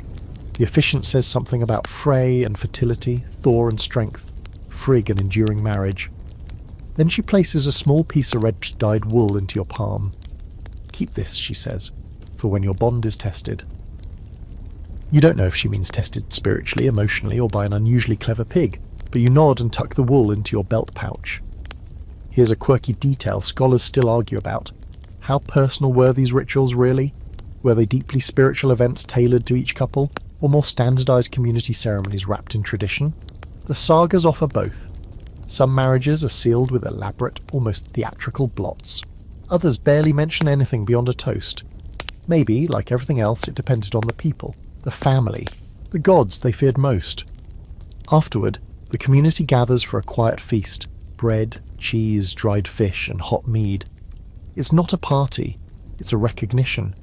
A way of saying, we saw your offering, we see your union, and now we move forward. Your spouse unwraps a packet of smoked eel and offers you the better half. "So," they say casually, "how do you feel about sacrificing for our future?" You smirk. "I already gave up half my blanket." They laugh. "The gods will remember that." You eat slowly, soaking in the warmth of the mead and the steady murmurs of the crowd. No one's telling jokes. No one's challenging each other to poetry duels or shouting about goats. It's reverent, heavy in a good way. And here's the thing no one tells you. Rituals like these don't make sense at first. They don't come with instruction manuals or subtitles, but you feel them. The gravity, the history, the rhythm passed down in blood and song, and the quiet moments where eyes meet over a shared bowl of food. When the fire burns low and the sun has begun its lazy winter descent, you and your spouse return to the longhouse. Neither of you speaks for a while. There's nothing to say, not because there's tension, but because silence belongs here. It fills the space like incense, like memory. Later that night, while folding the fur blankets and rubbing warmth back into your fingers, your spouse pulls out the red wool charm and tucks it beneath the shared chest. "Why there?" you ask. "Because when we argue about firewood or whose turn it is to clean the fish guts, I want to remember we offered blood first." You nod. That's fair. They smile, soft and tired. Welcome to the god's side of marriage. Outside, snow begins to fall, quiet, slow, patient. The kind of snow that doesn't announce itself, just arrives. Like traditions, like sacrifices, like love. So you're all thinking, okay, that's probably the climax, right? Blood sacrifice, mystical wool charm, emotional bonding moment. What could possibly follow that? And the answer, as it turns out, is sore feet. Lots of them.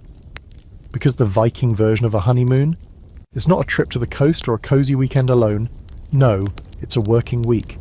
Your romantic getaway consists of frostbitten toes, hand-calloused chores, and awkward silences filled with the distant squawk of chickens. Welcome to your honeymoon.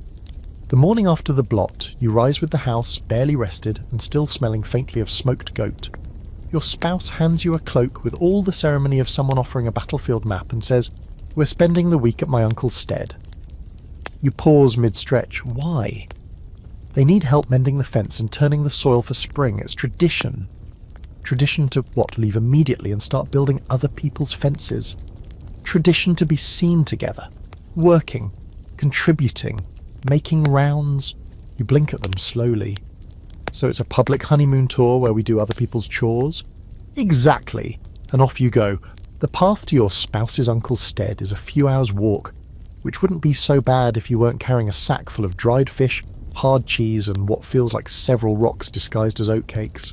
The snow crunches underfoot with every step, the wind slices through the trees like a bored god, and somewhere along the way you realise your left boot has developed a personality and a vendetta. Your spouse, of course, walks like they were born part elk. They point out trees, landmarks, old trails, and once the skull of a sheep that supposedly died from too much enthusiasm. They tell stories as you walk, mostly about relatives who live ahead, including a cousin who once tried to court a shield maiden by wrestling a bear.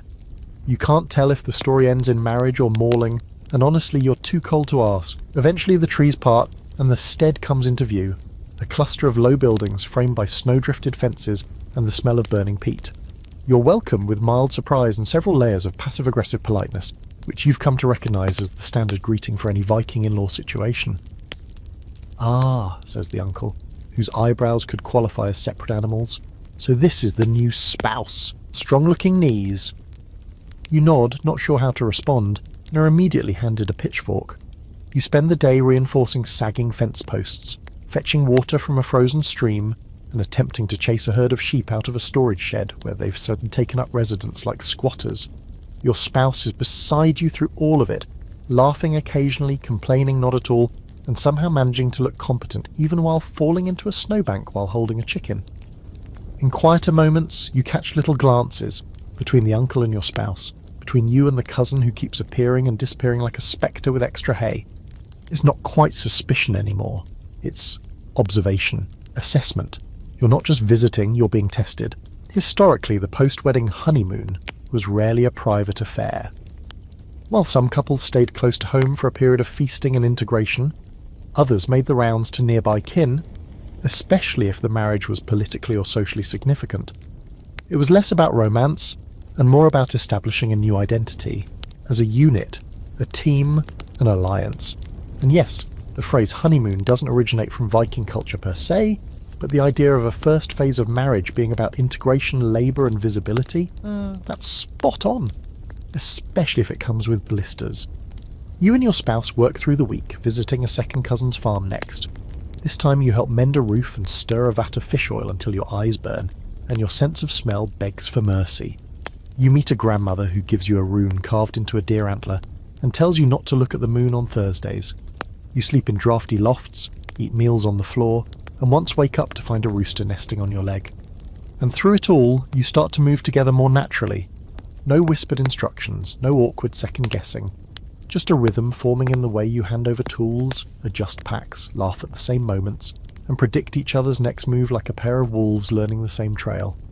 One night after a particularly long day of chopping wood and not accidentally setting the kindling pile on fire, success, you and your spouse sit outside under the stars, wrapped in the same fur cloak, steam rising from your breath in lazy curls. "I think your family likes me," you say. "They haven't tried to drown you yet. That's a great sign." You both laugh and it lingers. Warmer than the fire, truer than anything you could have said on your wedding night. And here's the weird fringe fact of the night. Some Viking couples, especially in Iceland, believe the first fire they lit together symbolised the soul of the marriage. If it burned strong and evenly, the union would thrive. If it sputtered or smoked too much, trouble ahead. You remember your first fire. Awkwardly stoked, full of ash and nerves, but it burned. It still burns. By the end of the week, when you return to your own longhouse, sore, wind-burned, and probably still reeking of smoked fish, You've earned something lethal. Not just respect, but place. People see you differently now, less new spouse and more our spouse. The shift is subtle, but it matters. That night, as you finally collapse into your shared bed, your spouse rolls toward you, hair a mess, feet cold against yours. "I like being tired with you," they say. You smile, eyes already closing. "We should get tired together more often." "Just not with sheep in the bed this time." Agreed. You sleep the deep, dreamless sleep of someone who has lifted other people's fences, shared food with the strangers, and found unexpected joy in the most exhausting week of your life. Your honeymoon? It may not have involved beaches or palm trees, but you wouldn't trade it for anything. You wake to knocking, not on a door, but on you, a knuckle against your ribs, gentle but insistent. You groan, blink against the haze of sleep, and find your spouse already dressed, hair damp and eyes too bright for this hour. "They're here," they whisper. "The midwives and matchmakers. Don't look directly at them unless you want your soul read." It takes you a second to pass that sentence, then another to realise you're being dragged from the warm safety of your bed to stand in front of a group of women who all look like they were born scowling and haven't stopped since. Midwives, matchmakers, elders, the women who keep track of who was born, who's marrying whom, and who hasn't produced a child yet despite plenty of time and a healthy stock of fish. They descend upon you like a murder of ravens wrapped in wool cloaks, each clutching baskets, bundles, and most worryingly questions. This is not an ambush, this is an evaluation. "Stand up straight," one of them snaps, eyeing your shoulders. "Have you been eating properly? You look pale." Another grabs your hand and presses her thumb to your palm. "Warm. Good circulation. Maybe. You drink water?" A third begins untying your cloak, apparently deciding whether your hip bones suggest fertility or famine. You glance at your spouse, who's being subjected to a parallel interrogation involving back posture, ankle strength, and whether they've been sleeping near enough to the hearth for optimal virility. This isn't romantic, it's agricultural, because in this world, love might start a marriage, but children are what anchor it. The midwives are here to check your prospects, not medically exactly, not scientifically, but through a strange blend of folk wisdom, observation, and pure vibe. They sniff your breath, they poke your ribs. One woman holds a dried fish over your head and mutters a few words in what might be a pre-Norse dialect. "Just checking for balance," she says when you flinch. Can't have the spirits thinking you're off-centre. And then, as quickly as it started, they move on, leaving behind the faint smell of elderflower and judgment. You and your spouse sit back down on the edge of the bed, dazed. "Did we pass?" you ask. "They didn't throw salt," they reply. "So, I think yes?" In Viking society, reproduction wasn't just personal, it was political. Children meant heirs, hands for labour, and continuations of alliances. A childless marriage, especially one that didn't even try, was seen as suspect, maybe even cursed. Of course, this pressure fell heavier on women, but make no mistake, men weren't off the hook either. A husband who couldn't prove himself fertile might find himself the subject of saga jokes, usually involving goats and disappointing spears. So yes, midwives and matchmakers making surprise visits in the first few weeks wasn't uncommon. And no, there wasn't much you could do about it, except smile, answer questions, and try not to flinch when someone held an herb bundle under your nose and asked whether your dreams had been fruitful. The rest of the day passes in a weird, floaty sort of fog. People treat you just a little differently now. There are more side eyes, more pats on the shoulder, a few sly comments about hoping for good news by next harvest. You find a fertility rune tucked into your sleeping corner, just sitting there, carved into wood and wrapped in red yarn like a talisman, left by a very pushy ghost. You try to ignore it. You and your spouse spend the evening mending a ripped tunic together, sitting on the floor near the hearth. It's not a romantic moment exactly, but it's quiet, real. Hands working in tandem, bodies close, breath shared. When your needle pricks your thumb, your spouse immediately grabs your hand, inspects it like it's a battlefield wound, and kisses the tiny dot of blood. You roll your eyes. It's not a dual scar. Still counts. Later, when the longhouse has quieted and the fire is just embers, your spouse whispers, "I know they want us to think about children." You nod. They made that extremely clear. And I'm not saying I don't want that someday. Just not because they expect it, not yet. There's silence, not heavy, just thoughtful. I want our house to feel full before we add more people to it, they add, even if it's just us for a while. You shift closer. What if we adopt a goat? Only if it doesn't belong to your ex. That makes you laugh. Here's a strange fringe belief worth mentioning. Some Viking communities believed that fertility wasn't just about biology, it was about spiritual readiness. If a home wasn't balanced, if a couple wasn't in harmony, then children born into that space would suffer for it. That's why so many of these rituals and superstitions existed. Not to enforce reproduction, but to prepare the ground. Like ploughing a field before planting. That night, you dream of a tree growing in the centre of your shared chest, branches pushing out through the seams, leaves sprouting from the hinges. When you wake, there's nothing but your spouse's steady breathing and the quiet whistle of wind through the roof slats. No fish, no spirits, no midwives crouched at the end of the bed. You count that as a win. The rune charm stays in the corner. You don't throw it out, but you don't hang it above the bed either. You're not ready to call the spirits back just yet. Not until you've earned your breath again, built your rhythm, finished sewing this tunic, because winter is coming, and frankly, you still don't know where the good wool socks are stored. And maybe, just maybe, love can come quietly in between all the poking and prodding in stitches and whispered jokes, and the silent decision to wait. For now. The next evening, long after the midwives have vanished and your dignity has mostly recovered, you're sitting by the hearth thinking the day might actually end peacefully. You've got a bowl of warm ale in your lap, your spouse beside you fiddling with a cracked belt buckle, and for once nobody's yelling about goats. That's when the old warriors start talking. You hear the rumble of their voices before you even realise what they're doing, taking turns telling marriage stories. Not romantic ones, not sweet tales full of flowers and sighs. These are marriage stories in their rawest, most brutal, weirdest forms.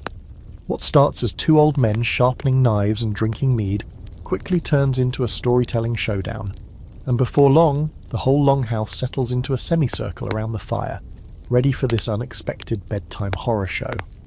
The first tale is about a man who married a woman with a cursed loom. Every thread she wove eventually became tangled into knots that spelled runes no one could translate, and their children were born with webbed fingers. The gods were warning us, he says with a shrug, but we were in love, or drunk. Laughter bubbles up from the corner, but it dies quickly, because the next story, that one's darker. A woman who married for land only to find her husband buried a treasure under the floorboards, and her job, apparently, was to guard it in silence.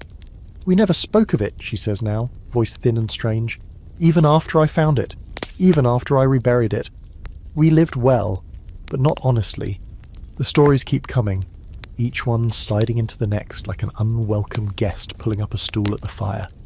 A man who fell in love with a warrior woman, but couldn't stop dreaming of her twin sister. A couple who traded roles every full moon.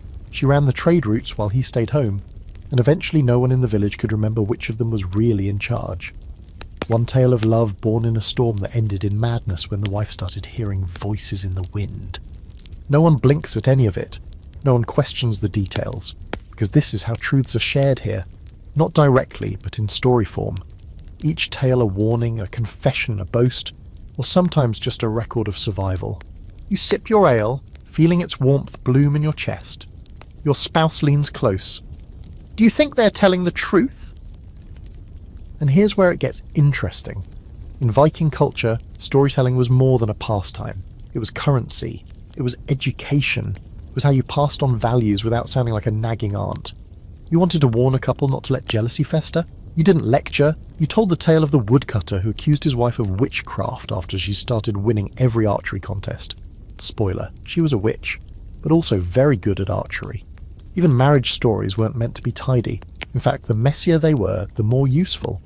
Because Viking marriages weren't clean-cut love matches where everyone lived happily ever after. They were partnerships forged under pressure by land deals, shifting alliances, inherited grudges, and the sheer logistical challenge of surviving in a frozen, smoke-filled longhouse with 20 other people and one very judgmental goat. And yet, in between all the chaos, people did find love. Or something close. Companionship. Respect. Maybe even joy. You hear a new voice rise from the edge of the circle. It's one of the younger wives, barely older than you, telling the story of how she refused to marry anyone unless they could answer 3 riddles. Her eventual husband failed 2 of them, but instead of giving up, he built her a small hut out of driftwood shaped like question marks. It made no sense, she says, smiling into her bowl, but it made me laugh. A softer laugh now, more thoughtful. The mood has shifted. Less eerie, more reflective. Like everyone's remembering their own beginnings. Your spouse shifts beside you and murmurs, "If you were a story, what would your lesson be?" You raise an eyebrow. "Don't marry anyone who owns a brown goat?" They chuckle. Too easy. How about never fall in love with someone who keeps their socks under the firewood?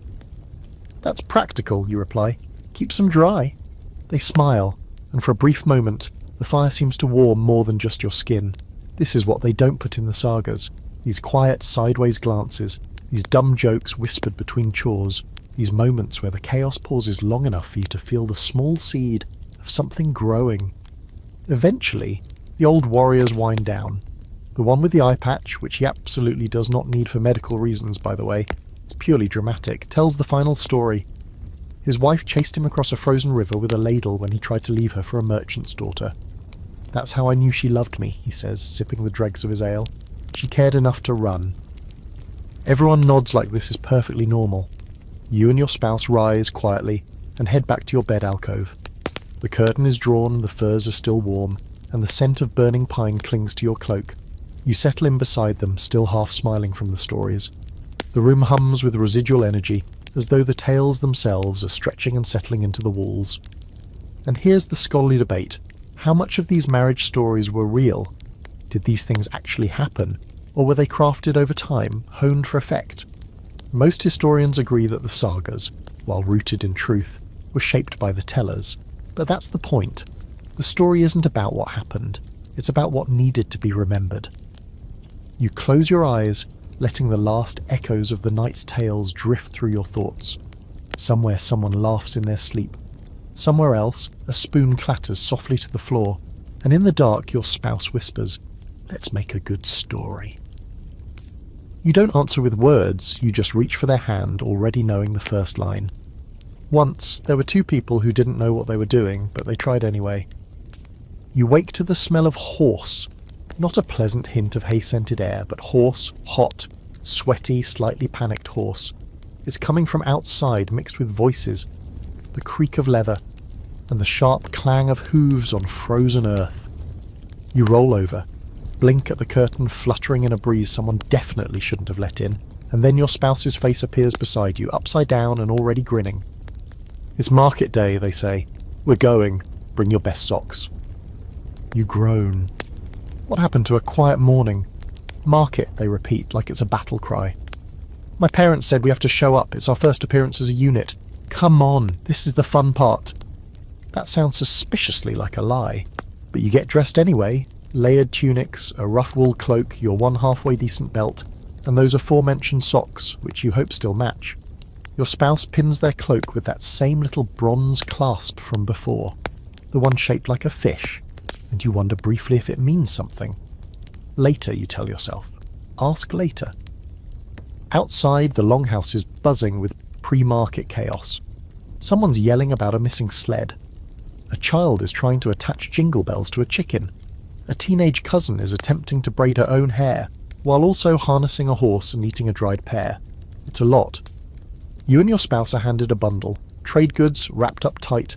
Woven cloth, a few carved bone needles, dried herbs, a tiny jar of pine resin salve that supposedly works on burns, rashes, and emotional wounds.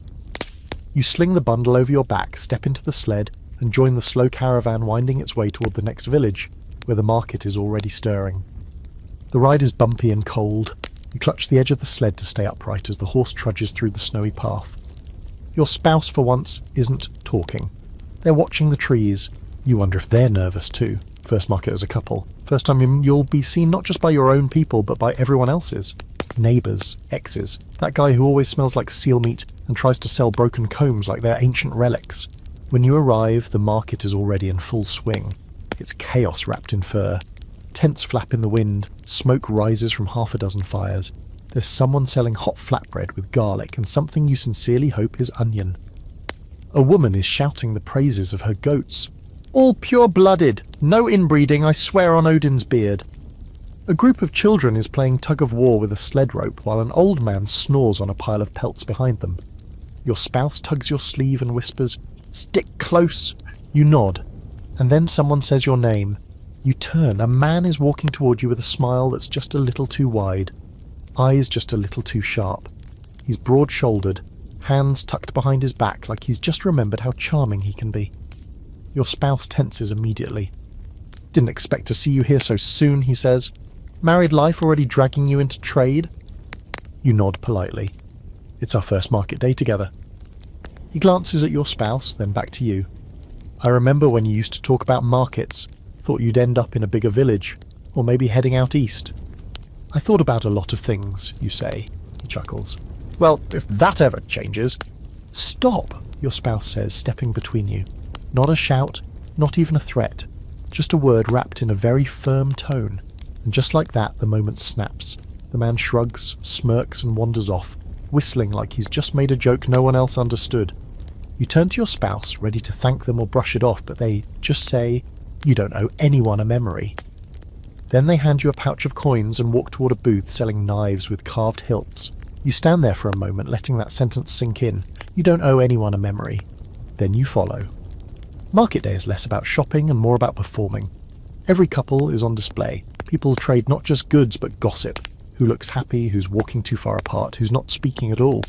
You and your spouse stick close, moving in sync. You try not to overthink it. Just be here. Be present. You trade 3 bundles of herbs for a pair of embroidered mittens. A bag of dried mushrooms gets you a new comb. The cloth goes quickly, snapped up by a merchant who appraises the weave with a single nod and pays in polished shell beads that your spouse assures you are much fancier than they look. As the afternoon deepens, the air grows warmer, somehow heavier. You pause near the food stalls and share a cup of hot milk and honey, your fingers brushing theirs as you both reach for the same spoon. The tension from earlier starts to melt.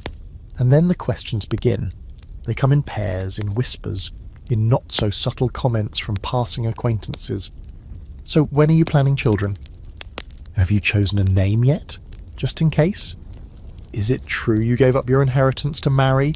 You dodge, deflect, laugh where you can. Your spouse handles it better somehow, smiling, nodding, using sarcasm like a shield. But the pressure is real and it starts to dig in. That's when your spouse pulls you aside and says, "Let's get lost." You blink. "What?" "Just for an hour. Let's walk where no one knows us."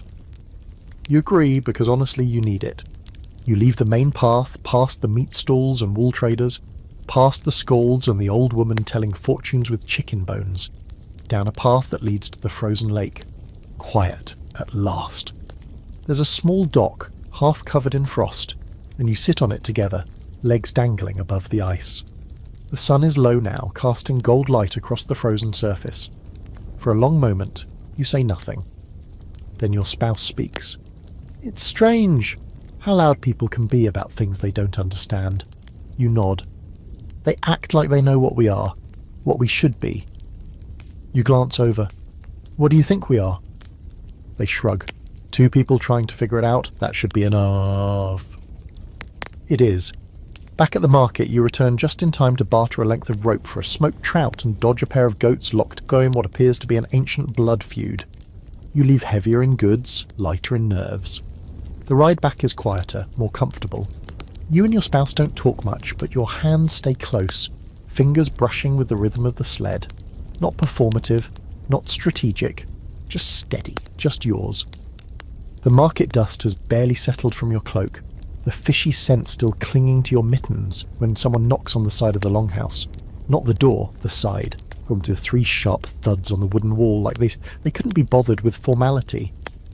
You're near the hearth, trying to scrub soot off a spoon using a pine cone and a prayer, and you glance up just as your spouse stiffens, not frozen in fear, more like annoyed recognition. "Who is it?" you ask, low. They sigh. "It's probably him." "Him who?" "Just come see." So you do. You follow your spouse to the longhouse threshold, and there, standing just past the firewood stack, is a man you immediately know has history. Not because he says anything, not yet, but because he stands like someone who thinks he might still be important to you. like someone who's practiced this moment in his head far too many times. He's got that look. The "I just happened to be passing through" look paired with the "I heard you were married" delivery. His hair is neater than it should be after travel. His boots are clean. No horse in sight. Suspicious. "Didn't expect to see you so soon," he says, voice soft like the start of a snowstorm. "Heard the news. Thought I'd stop in, just for a word." Your spouse crosses their arms. "You've said plenty of words already." He looks at them unbothered. "I didn't come for you," which is the exact wrong thing to say, and suddenly you're in the middle of something that feels like a saga scene. The moment when the past, bold and arrogant, steps directly into your new life and demands attention. You didn't think you'd have one of those, but here he is, the old suitor, the once upon a time option, the person your family might have nudged you toward before things took a different turn. "I just thought we could talk," he says, eyes settling on you now. "Just a moment, for old time's sake." And here's the problem. You do remember him, not everything, not fondly, but you remember the long walks that never quite led anywhere, the jokes that hovered just on the edge of real affection, the way he talked about the future like it was something he could shape with his bare hands. You remember wanting to believe him, but that was before you understood what actual work looks like, what showing up means, what choosing someone daily actually feels like. Still you hesitate, and that's when your spouse steps forward, not aggressively, not even confrontationally, just present, solid. They don't speak, they don't grab your hand, they just stand beside you like a wall that grew legs and decided to be polite about it. The suitor blinks, his smile falters just slightly, and for a moment you see it, the realization creeping in that he's not a threat anymore, just a leftover, a half-finished line in a song you never really liked. "I think," you say carefully, "we've both already chosen where we stand." He exhales sharply through his nose, not quite a laugh. "Right, well, thought I'd try." And with that, he turns and walks off. No horse, no cloak, just footprints vanishing into the snow, like he was never there to begin with. Back inside, you and your spouse return to your spots by the fire. You stir the stew again, watching a bubble rise and burst on the surface. They speak first. "So, that was dramatic." You snort. "Are you mad?" "No, not mad." A pause. "Mostly glad." "Glad?" "That I'm not him." You look at them. You never were. They smile, small but real. "That's why you married me." And here's your historical fun fact. Viking-era relationships weren't immune to lingering attachments. Arranged marriages, alliances, and personal preference often clashed. Old lovers or hopeful matches might linger like ghosts, especially in small communities where everyone knows everyone. Some sagas are littered with tales of suitors returning, sometimes seeking closure, sometimes vengeance, sometimes both. Occasionally they end in duels, occasionally in very awkward family dinners. Scholars debate just how common these post-marriage interruptions were. Some say they were romantic exaggerations, dramatic flourishes to spice up otherwise straightforward unions. Others believe they reflected real social tension, especially in households with shifting alliances, or ambitious younger sons still trying to marry upward. What's certain is that how you handle those moments mattered. Back in the longhouse, your spouse hands you a chunk of bread and says, "So, do I get points for not threatening him with a spoon?" "Major points," you say. "That was peak maturity." They nod. "I considered throwing a log at him, but then I remembered you like that log. It's your favourite one." It is a good log. You settle back into your evening routine, the heat from the fire slowly returning to your fingers. Someone on the far side of the room begins humming, and a few voices pick up the tune, soft and winding like a lullaby that forgets it's supposed to be sad. There's a calm in the air now, not silence but stillness, as if the house has absorbed your decision, added it to the structure, the bones of your choice reinforcing the beams overhead. Because that's the truth, isn't it? Marriage isn't just a one-time promise. It's a rejection of all the other possible stories, a daily no to the past, daily yes to someone beside you. And right now that someone is sharing your bread, watching the firelight flicker across your face and doing absolutely nothing except being here, which honestly is everything. Outside, the wind picks up again, scattering the footprints. You never ask where the old suitor went, and you never need to. The next morning breaks with a thump. Not thunder, not hooves, but the kind of authoritative knocking that means someone has brought a scroll, a sword, or a summons. You're sitting on the bench pulling burrs out of your sock when the longhouse door opens and in walks a Godi. A priest of sorts, though priest doesn't quite cover it. He's got a cloak made of patched furs, a staff capped with antler, and a face that looks like it's been chiselled by 3 decades of harsh winters and worse opinions. You don't need anyone to say it. The moment he steps into the smoky warmth of the room, everyone stops what they're doing. Even the goat chewing a curtain in the corner freezes mid-bite.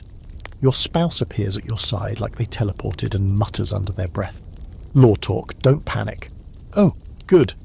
The Godi announces in that grim ceremonial tone that today's visit is a formal one. He's making the rounds to review the status of all newlyweds in the district. That means you. Specifically, it means your marriage.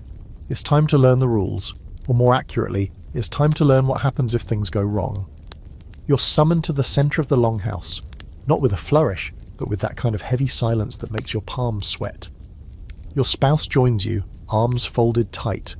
You both stand side by side as the Godi begins his lesson, like a man reciting a weather warning that involves wolves, fire, and possibly frogs. Marriage, he says, is a contract. That much you know, the bride price, the dowry, the household rights, the legal transfer of goats, check. But marriage, he continues, is also an agreement between families and the gods. If either party fails to uphold the expectations, honesty, contribution, loyalty, there are options and consequences. And just like that, you're learning about divorce. In Viking society, marriage wasn't a lifelong prison sentence, or a romantic fantasy. It was a partnership, one that could be ended if either side had cause: infidelity, abuse, laziness, even persistent, unbearable incompatibility. The process, surprisingly straightforward. You didn't need a counsel or a priest, just witnesses, just honesty, just, often, a public statement: I divorce you. It's more dramatic in Old Norse, of course, but the message stands. Your spouse shifts beside you, jaw tight. The Godi keeps going. If one partner leaves the bed for 3 nights in a row without cause, the marriage may be dissolved. 3 nights, you whisper. That's it, he nods. Unless agreed otherwise. If no witnesses are present, the party must return all agreed property, minus the shared bedding and any wool spun together. Wool spun together? That's the line between domestic union and spiritual schism? Suddenly the spindle charm Svala gave you doesn't feel so decorative. The Godi produces a wax tablet and scratches your names into it with a stylus. This union will be revisited at the mid-year gathering. Until then, live well. Share duties, make offerings, do not provoke the gods or each other. And then, just as abruptly as he entered, he's gone, back into the snow with his staff tapping against the ground like the ticking of some divine hourglass. You stand there in stunned silence. Well, your spouse says, that was cheerful. You sit down slowly, heart still with thudding. Did you know about the 3 nights rule? Of course, everyone does. That's why people fight quietly and sleep angrily next to each other. You can't help but laugh. So you don't walk out, you just sleep farther away? Exactly, as far as you want. As long as your foot touches the blanket, the gods consider it salvageable. The humour helps, but the idea lingers. 'Cause here's the uncomfortable truth. Viking marriages were built to function, not to lock people in. Divorce wasn't rare or shameful. It was simply a reset, socially accepted, sometimes even expected if the match soured early. Women could initiate it, which made Norse culture remarkably progressive for its time. All they had to do was call witnesses, pack up their belongings, and state their intent. Men had the same rights. No need for litigation, just dignity, honesty, and a clean break. Some sagas even praised those who knew when to leave, when a union no longer honoured either party or when loyalty became a burden instead of a bond. That afternoon you and your spouse go for a walk, silent for a long stretch. The snow crunches beneath your boots, the wind slips into your collar like a nosy old aunt. Finally your spouse says, well, I wouldn't leave, you know. Even if we had a week of fighting, I'd just sleep on the other end of the goat. You grin, generous. But I'm glad it's an option if we needed it. I think people stay too long when there's no way out. You nod slowly. Freedom makes the choice mean more. Exactly. You walk in silence for a while longer, the trees creaking in the wind, the world soft with snow and distant crow calls. There's no tension, just wait. The kind that sits beside you like an old friend and reminds you what you have is fragile, but not in a bad way. Fragile like glass, like thread, like something worth handling carefully. When you return, you find a cousin has stacked firewood in the corner without being asked. Someone left a wedge of cheese on the bench by your chest. Quiet acknowledgements, little gestures, and the community knows what happened today, and they're watching. Not to judge, but to witness. Because in this world, your marriage isn't just yours, it's a thread in a wider tapestry. The tension and the resilience are part of the same pattern. That night, you lie in bed beside your spouse, backs nearly touching, breath syncing up. After a while, they speak. Just so we're clear, they say, if I ever sleep on the floor, it's not a statement. It's because you've been kicking. Understood. And if I take the wool blanket with me, I will drag you back like a bear with a stolen fish. You both laugh, quiet, tired, happy. The kind of laughter that stitches things stronger. You close your eyes, thinking about the spindle whirl, the 3 nights, the unwritten vows held not by paper but by shared rhythm. Tomorrow might bring another challenge, a disagreement, a bad mood. But tonight, your foot stays firmly on the blanket. It starts with butter, or more specifically, with the refusal to churn it. A quiet, stubborn, utterly intentional refusal. You walk into the longhouse one morning, still brushing sleep from your eyes, to find the cream sitting in its carved wooden churn, untouched. It's been there since dawn, when the housekeeper left it on the bench with that passive-aggressive silence that screams, "You know what this is for." Your spouse walks in not long after you, sees it, glances at you, then picks up a loaf of bread and begins casually slicing it, completely ignoring the butter situation, which is suspicious because it's their turn. You know it. They know it. The churn definitely knows it. So you pick up a ladle instead and stir the pot over the fire, not saying anything, just waiting. The silence grows. Not angry, yet, but chilly, tense, like winter creeping in through a cracked window. You catch your spouse peeking over their shoulder, clearly doing the math of whether they can win a silent war over dairy. You don't bring it up, neither do they. And so without a single word spoken, it begins. The housework Cold War. Historians don't write much about this. They should. The quiet battles waged over chores, over who starts the fire first, who feeds the chickens when it's sleeting sideways, who gets up to close the door when it bangs open for the 10th time during a windstorm. Viking marriage wasn't built on grand gestures.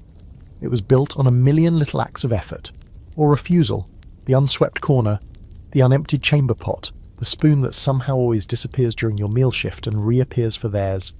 You scrub the cook pot, but only the inside. They sweep the floor, but leave your boots where they are, crusted in snow. You arrange the bed furs, but forget to fluff their favourite head pillow. Petty, absolutely, but deeply satisfying in the moment. It's not about the butter anymore. It's about recognition, respect, whether they notice that you've been carrying extra weight, whether you notice when they're biting back exhaustion just to keep the fire going. It's a language, this back and forth. Not a healthy one, maybe, but an honest one. One afternoon you find that the water buckets haven't been refilled. You refill them yourself, stomping out to the well with enough fury to freeze the whole yard. When you return, drenched and victorious, your spouse hands you a clean towel and says, deadpan, impressive storm cloud formation out there. You nod without smiling. Felt appropriate. They glance toward the churn. Still no butter. Nope. Days pass like this. Quiet. Calculated. Close but not intimate. The curtain around your shared sleeping nook starts to stay closed more often. Not locked, just shut. You still share meals, still sit side by side during storytelling. But something is off balance. Not broken, just stuck. And like any good Viking couple, you're both too proud to say the obvious. So the housework battles continue, now escalated to wood stacking, uneven, cloak folding, wrong side out, and who gets the better bowl at breakfast, hint, not you. Then comes the thaw. It starts, ironically, with spilled milk. Literal, not metaphorical. You're both trying to get through a cramped morning routine, people bustling around the hearth, children underfoot, someone's dog having a full-blown identity crisis by the fire when you knock over a jug of fresh goat milk. It pours across the bread bowl, soaking everything in its path, including the morning bread. You freeze, expecting a sarcastic jab, maybe a dramatic sigh. Instead, your spouse calmly grabs a cloth, starts wiping it up and says, "Well, that bread was cursed anyway." You laugh, loudly, uncontrollably. It bubbles up like spring breaking through the ice. Your spouse joins in, and for a moment you're just two ridiculous people soaked in goat milk and bad decisions. That night you both reach for the churn at the same time. You pause. They say, "Let's do it together." So you do. And here's where the real-life scholars would get excited. There's evidence in the sagas and household records that Viking couples will often work together, not just out of efficiency, but to reinforce their roles as a team. The gender lines were there, sure, but they were fluid, especially in households where both partners had strong personalities. And let's face it, that's most Viking marriages. Some historians argue that shared labour created more stable unions. Others say it simply reduced the number of spoons thrown in anger. Either way, cooperation was key, and withholding effort was a known form of protest. No one wants to go to the Thing and explain that their marriage collapsed over dairy neglect. After that night, the rhythm begins to return. Your spouse sharpens your knife without being asked. You restack their logs when they slump halfway through the pile. You start talking again, not just about chores, but about the little things. The way the wind sounds like singing in the rafters, the weird shape of the bread this week, whether the goat is actually cursed or just dramatic. You lie beside each other again without the wall of distance. You brush shoulders without flinching. You laugh without checking who laughs first. There's no apology, not directly, but you each say it in your own way. They warm your mittens by the fire. You leave the better blanket on their side of the bed. And one morning, without a word, they churn the butter before you even wake up. You rise to the smell of bread and fresh churned cream. They're sitting by the fire, feeding kindling to the flames like nothing happened. You sit beside them. No need to talk about it. The truce is held. For now, the air smells like iron and the pine again, but this time it's not blood on the wind, it's sweat. The forge is open, smoke is curling in a lazy black ropes through the village square, and someone is hammering with such relentless rhythm that it rattles the teeth in your skull. You shade your eyes and squint toward the clang just in time to see a spark leap and arc into the air, wild and golden. Your spouse is beside you, arms crossed, eyes focused on the figure at the anvil. "It's his wedding gift to us," they say. "The blacksmith." They nod. "He's late, but it's still a gift." You watch as the blacksmith, who's about the size and shape of a mountain, raises his hammer again and brings it down with a sound that could wake gods. Wedding gifts in Viking culture weren't all silver bracelets and ceremonial cups. Sure, those happened too, but more often gifts came in the form of tools, clothing, a patch of good land, or, if you were lucky, a weapon. Not for war necessarily, but for life. Something to carry, something to keep, something to use. In your case, it's a knife. A hand-forged, iron-bladed, bone-handled belt knife, crafted not for beauty, but for durability. A partner's tool, a piece of everyday survival. You're called forward to the forge by the blacksmith's apprentice, a girl no older than 10, but already missing 2 fingertips and wearing a soot-streaked smirk that suggests she's got the forge spirit in her blood. She hands you a pair of gloves that are still warm and says, "Don't drop it, or he'll make you dig up more bog iron."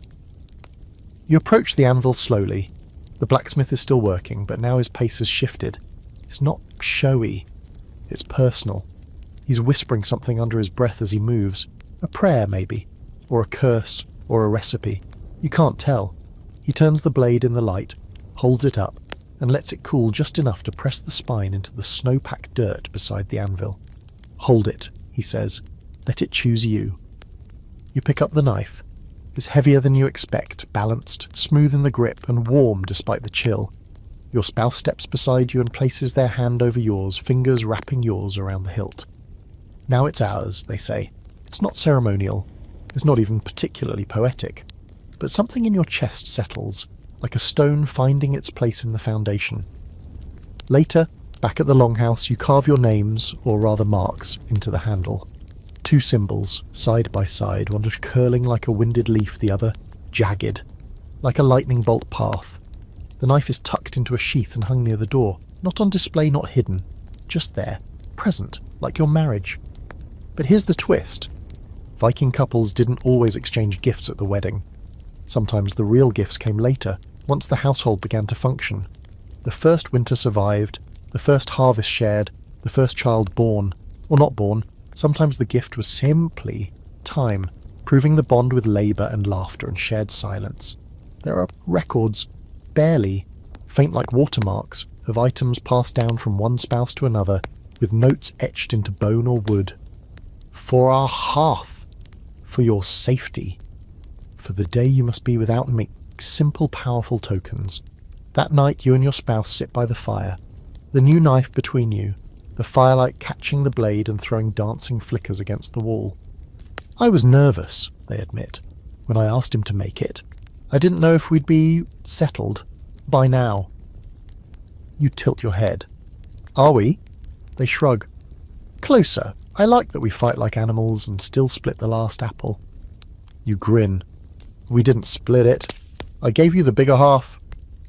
Exactly, which means we're still good. You let that settle. Because they're right. A Viking marriage wasn't about being happy all the time. It wasn't built on romantic idealism.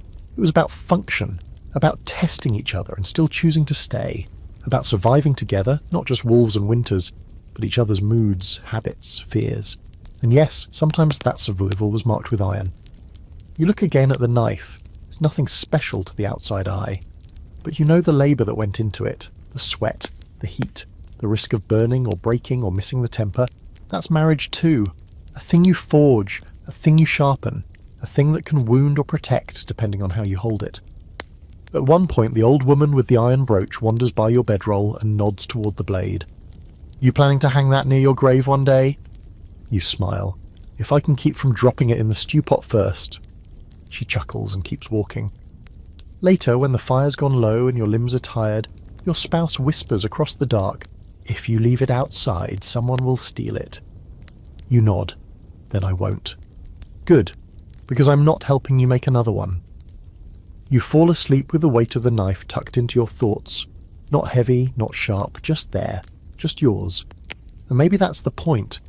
A marriage doesn't need to be ceremonial every day. Sometimes it just needs to be forged and used and kept near the door, ready. By now, your days are threaded together like wool yarn, rough in places, soft in others, and occasionally tangled. You've settled into the rhythm of it all, waking before dawn, stoking the fire, taking turns with chores, sharing silence that no longer feels awkward. But then, right when you think the days might blend into sameness, something shifts. A visitor arrives, not an elder, not a blacksmith, not a neighbour with suspicious goat-related drama. This one's different. He wears a cloak so dark it looks wet even in the dry wind, and his boots are worn down to the stitching. His face is angular, unreadable, not local, definitely not family. When he speaks, it's in a dialect that wraps around your ears like a riddle. Old Norse, but curled inward. His name means owl on Maya, or possibly dust, depending on how you translate it. And he says he's a skald. You've heard of them, of course. Poets, bards, singers of songs and tellers of uncomfortable truths. They're welcome in most longhouses, but rarely trusted. Because a skald can tell your story better than you can, sometimes before you even know it is yours. He arrives with nothing but a satchel full of bone flutes, scroll fragments, and a chunk of salted fish, which he immediately gifts to the housekeeper with a bow so low it borders on dramatic collapse. In exchange, he's granted a seat by the fire for the week, and suddenly your quiet, predictable evenings become performances. On the second night, he begins to watch you and your spouse, not openly, just glances, questions, observations. He asks how long you have been wed, what your first fight was, whether either of you has ever dreamed of running away into the mountains. You laugh off most of it, but the truth clings like wood smoke. By the third night, he starts telling your story. Not exactly, but close enough. He speaks of a couple newly joined, learning each other's habits and footfalls. One of them dreams of the sea, the other prefers the silence of trees. They argue about spoons and the placement of shoes. One day the gods test their bond with a lost knife, a jealous ex, and a goat who speaks in riddles. You glance sideways at your spouse, they're smirking. He's watching us, they whisper. Then we should do something weird. You reach over and adjust the hem of their tunic into a perfect spiral, just because. They raise an eyebrow, then wink. The skald keeps spinning the tale, and soon the entire longhouse is leaning forward, breath held like an audience at a duel. His voice rises and dips like the sea in winter, sometimes teasing, sometimes solemn, always precise. And somehow the story ends not with a wedding, or a birth, or a battle, but with a quiet moment. Two people repairing a broken bucket together, in silence under a leaking roof. The room is completely still. Then someone coughs, someone else chuckles, and the spell breaks. Here's the fascinating part. Scholars argue endlessly over whether skalds were historians, entertainers, or manipulators. The sagas we have today, many of them, were first spoken aloud, shaped, edited for drama, for impact, which means what we remember of Viking marriages might be just the parts that sounded good beside a fire. The truth? Slippery, like eel fat on a wooden spoon. But stories mattered. People listened. A well-told tale could elevate a family, shame a rival, preserve a love, or twist it. On the fourth night, the skald offers to compose a blessing for you and your spouse. You agree, not realizing it'll be delivered live, in front of everyone during the next meal. He stands after the stew is served, raises a single carved stick, is it a spoon? And declares, "This is the tale of two who dared. They stitched their home with wool and will. They fought with bread, not blade or bard, and found each other quieter still." It's odd, rhythmic, and strangely moving. Someone claps, another whistles. You glance at your spouse, who whispers, "That's the best poem I've ever had thrown at me during dinner." You raise your mug. To being quieter still? The skald smiles, deeply satisfied.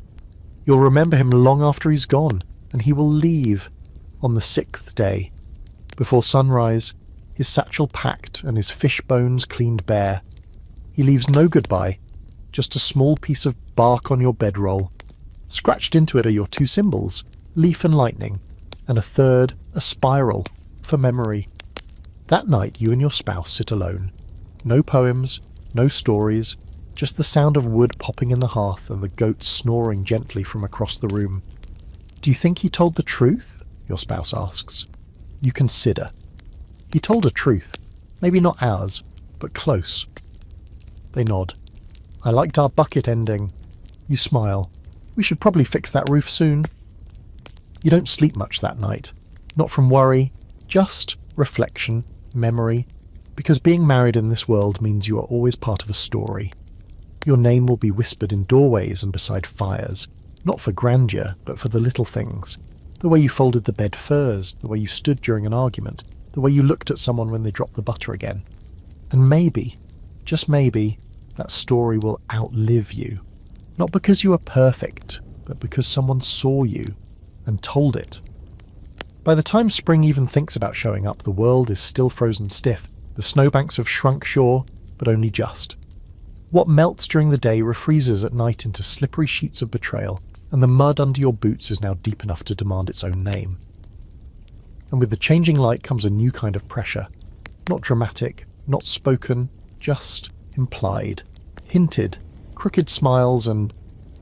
"So, have you made any news yet?"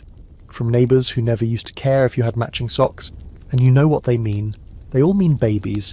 You're trying to enjoy your stew when an elder woman leans over your shoulder and says, "There's something in your walk, dear. Your hips know something you don't." Then she cackles and waddles away before you can even react. Your spouse, to their credit, nearly chokes on their drink. "Your hips are profits now." "Fantastic," you mutter. "Should I start charging for consultations?" You know it's just part of the cycle. Newlyweds get poked and prodded, questioned and watched. And after enough time has passed, months, maybe a year, people start looking for signs. Not just of affection, but of outcome, of legacy. Because in this world, families aren't just built, they're counted, measured in bloodlines and ankle biters and who inherits which cow. And here's the kicker. It doesn't matter if you're ready. One morning, your spouse returns from the woods with a woven pouch of dried herbs and a look that says, "Don't panic." But You eye the pouch. What is that? They call it Mother's Leaf. Oh. They gave it to me at the healer's hut. Said we should prepare the soil, even if we don't plant yet. You sit down, hard. I mean, I don't... Your spouse starts, but then stops. They sit beside you. It's just... everyone's watching. I know. Doesn't mean we have to do anything. I know. There's a historical curiosity in this moment. In Norse culture, having children wasn't just personal, it was social currency. A couple without children might be whispered about, but a couple choosing not to, that didn't even fit in the vocabulary of most communities. Yet there's evidence, quiet but there, of couples who never had kids, and didn't fracture, didn't fall apart, they just became the kind who passed down stories instead of blood. Later that week, you're helping with the spring cleaning of the longhouse, hauling out rugs, airing blankets, beating dust out of furs like it insulted your ancestors, when you stumble across an old cradle tucked in the storage corner. It's beautifully carved, if a bit battered, and lined with soft moss. You touch the edge without meaning to. Your spouse appears beside you. It was mine, they say. Oh. I used to pretend it was a boat. Sent pine cones down the stream in it when no one was looking. You smile. Did they make it back? Never. I blame the trolls. The cradle is heavier than it looks. You both carry it out, dust it off, leave it in the sun like some kind of unspoken offering. People notice. Of course they do. But no one says anything directly. Just smiles and nods and that look. That night while folding laundry, yes, even Viking laundry exists, you ask the question that's been clinging to your spine all week. Do you want to? Oh. They pause. Now? No, just in general. Your spouse takes a long breath. I think I'd like to try someday, but not because they're expecting it, because we're ready. You nod. What if we never are? They smile. Then we raise goats, or weird children we borrow from your cousin. You snort. We'd be the strange aunt and uncle. We already are. You finish folding in silence, but it's a lighter silence this time.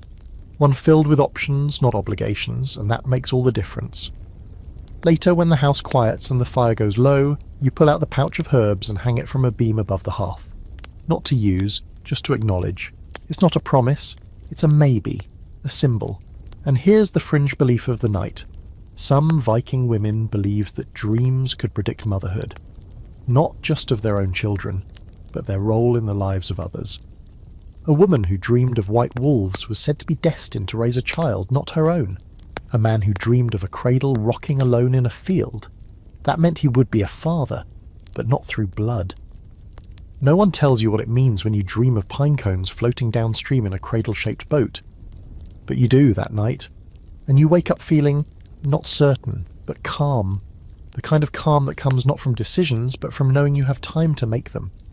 In the morning, your spouse stirs the porridge and says, "If we have kids, I'm naming the first one Cradle Boat." Absolutely not. Then pine cone. Better. You sit down together, share a bowl, pass the honey back and forth without thinking. The cradle still sits by the hearth. Not a question mark anymore. Not quite a period either. Just punctuation. You'll figure out the sentence later. The rains come in April, but they don't arrive politely. No gentle drizzle, no poetic mist swirling through the fjord. Just an absolute sky tantrum. Thunder rolls across the mountains like a herd of gods having a fistfight, and for 2 days straight, everything you own is damp. The longhouse smells like wet wool, wet fur, wet wood, wet everything. You sit near the hearth, one sock drying above your head, the other somewhere in the eternal void beneath the bench, and think, maybe this is it, maybe this is where we all rot, mildew slowly, and become a cautionary tale for future generations. Your spouse walks by, hair dripping, holding a bowl of barley soup and looking like a drowned squirrel. Our roof is doing that thing again. You sigh. The thing where it pretends to be a sieve? Yes, or an interpretive art piece. Roof leaks were not uncommon in Viking longhouses, especially in early spring when thawing snow revealed every careless patch job from the previous year. Yours seems to have developed a hobby of redirecting rainwater strategically. One drip over the fire pit, one in your bed furs, and one directly onto your lap during meals. You try to fix it, you really do, but wet thatch is about as cooperative as a cat on a leash. The day stretches long, Everyone's grumpy, the goat is damp and offended, children are trapped indoors and invent a game called Hit the Married Couple with Sticks, which your spouse genuinely encourages, until you remind them that head wounds do not impress the gods. By the third day of rain, your patience snaps, not loudly, not dramatically, just a quiet internal crack, like a wood beam giving way deep inside your soul. You're halfway through weaving a basket for dried herbs, and you just stop, stand up and announce, "We're going outside." Your spouse blinks. "In the rain?" "Yes." "Why?" "'Cause I'd rather be soaked in freedom than slowly composting in this longhouse." So you go. You both step into the rain without cloaks, because at this point, what's the point? It's already in your bones. The cold hits like a zip, and the mud greets you like an overly affectionate dog. But you walk, past the fields, where the frost is pulling back like a sulking child, past the woodshed, past the sagging fence where one of your neighbours tried to teach a cow to dance last week. Don't ask, it ended in splinters and mooing. Eventually you find the stream. Swollen now, moving fast, it hums like something alive. You sit on a mossy rock and let the water noise drown out the world. Your spouse stands nearby, arms outstretched, face tipped back to the sky like they're trying to absorb the storm. And then, without warning, they scream. A long, raw yell right into the clouds. You stare, then you laugh, then you scream too. It's ridiculous. It's pointless. It's perfect. This, weirdly enough, is bonding. You head back soaked and shivering but lighter, like you left something heavy out there in the mud. Maybe a week's worth of resentment. Maybe just your pride. You're not the only ones who've snapped. That night, someone in the longhouse starts banging on a pot and singing old battle chants until a relative silences them with a pillow to the face. A couple 2 alcoves down gets into a dramatic fight over cheese and ends up locked in a passionate embrace by the fire. Rain makes people weird. Marriage makes it weirder. And yes, historians know this. Spring was one of the most psychologically fragile times for Viking households. Food stores were low, nerves were frayed, and the longhouse, already crowded, started to feel like a pressure cooker. Conflicts rose, tempers flared. The sagas mention entire households dissolving in the spring thaw, with one famous passage describing a woman who walked into the forest with a spoon and was never seen again.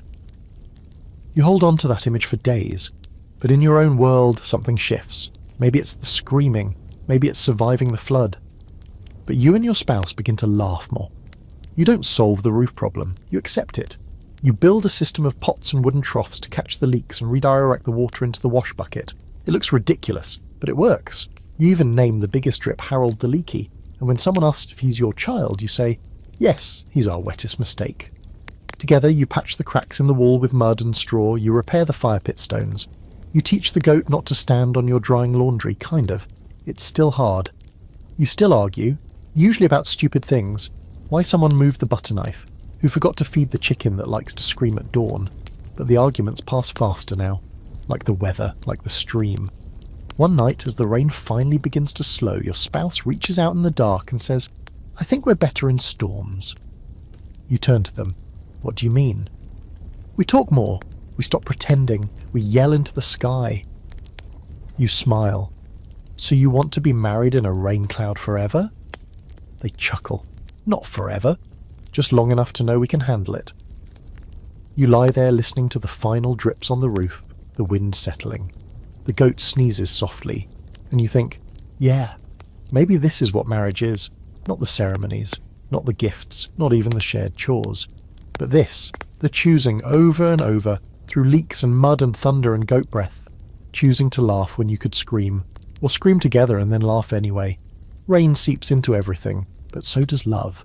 It starts with smoke, not fire, not danger, just the gentle kind that seeps under your nose and tells you something's burning just enough to be annoying. You sit up in bed, squint at the rafters, and realise the chimney's got itself clogged again, which means it's your turn to fix it.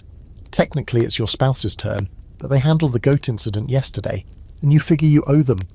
You mutter a few words best not repeated in the presence of gods or elders, pull on your boots, and head for the ladder with a long stick and a bad attitude.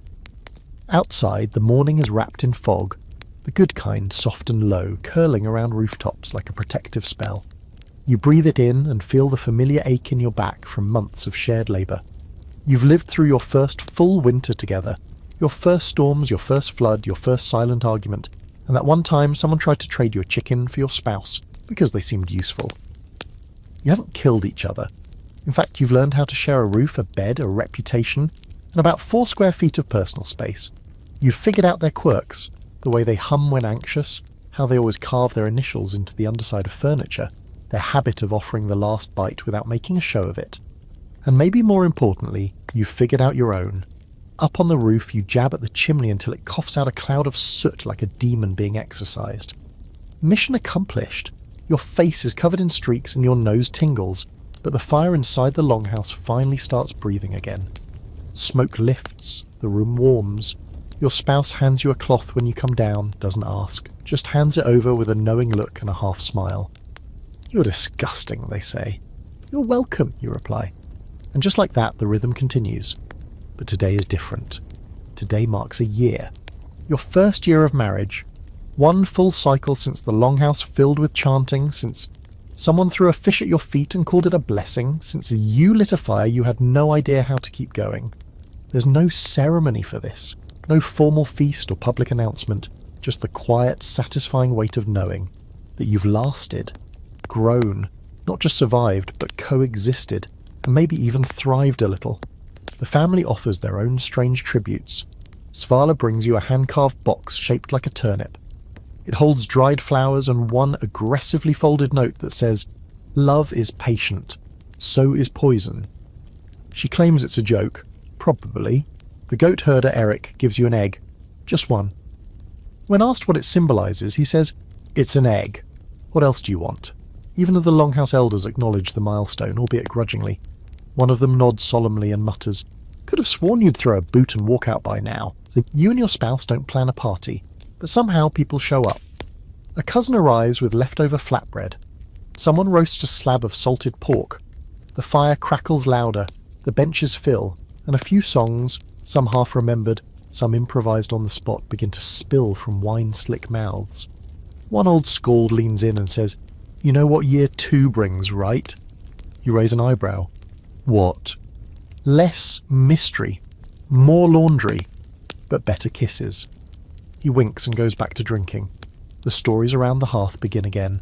Tales of other couples, other unions, other years.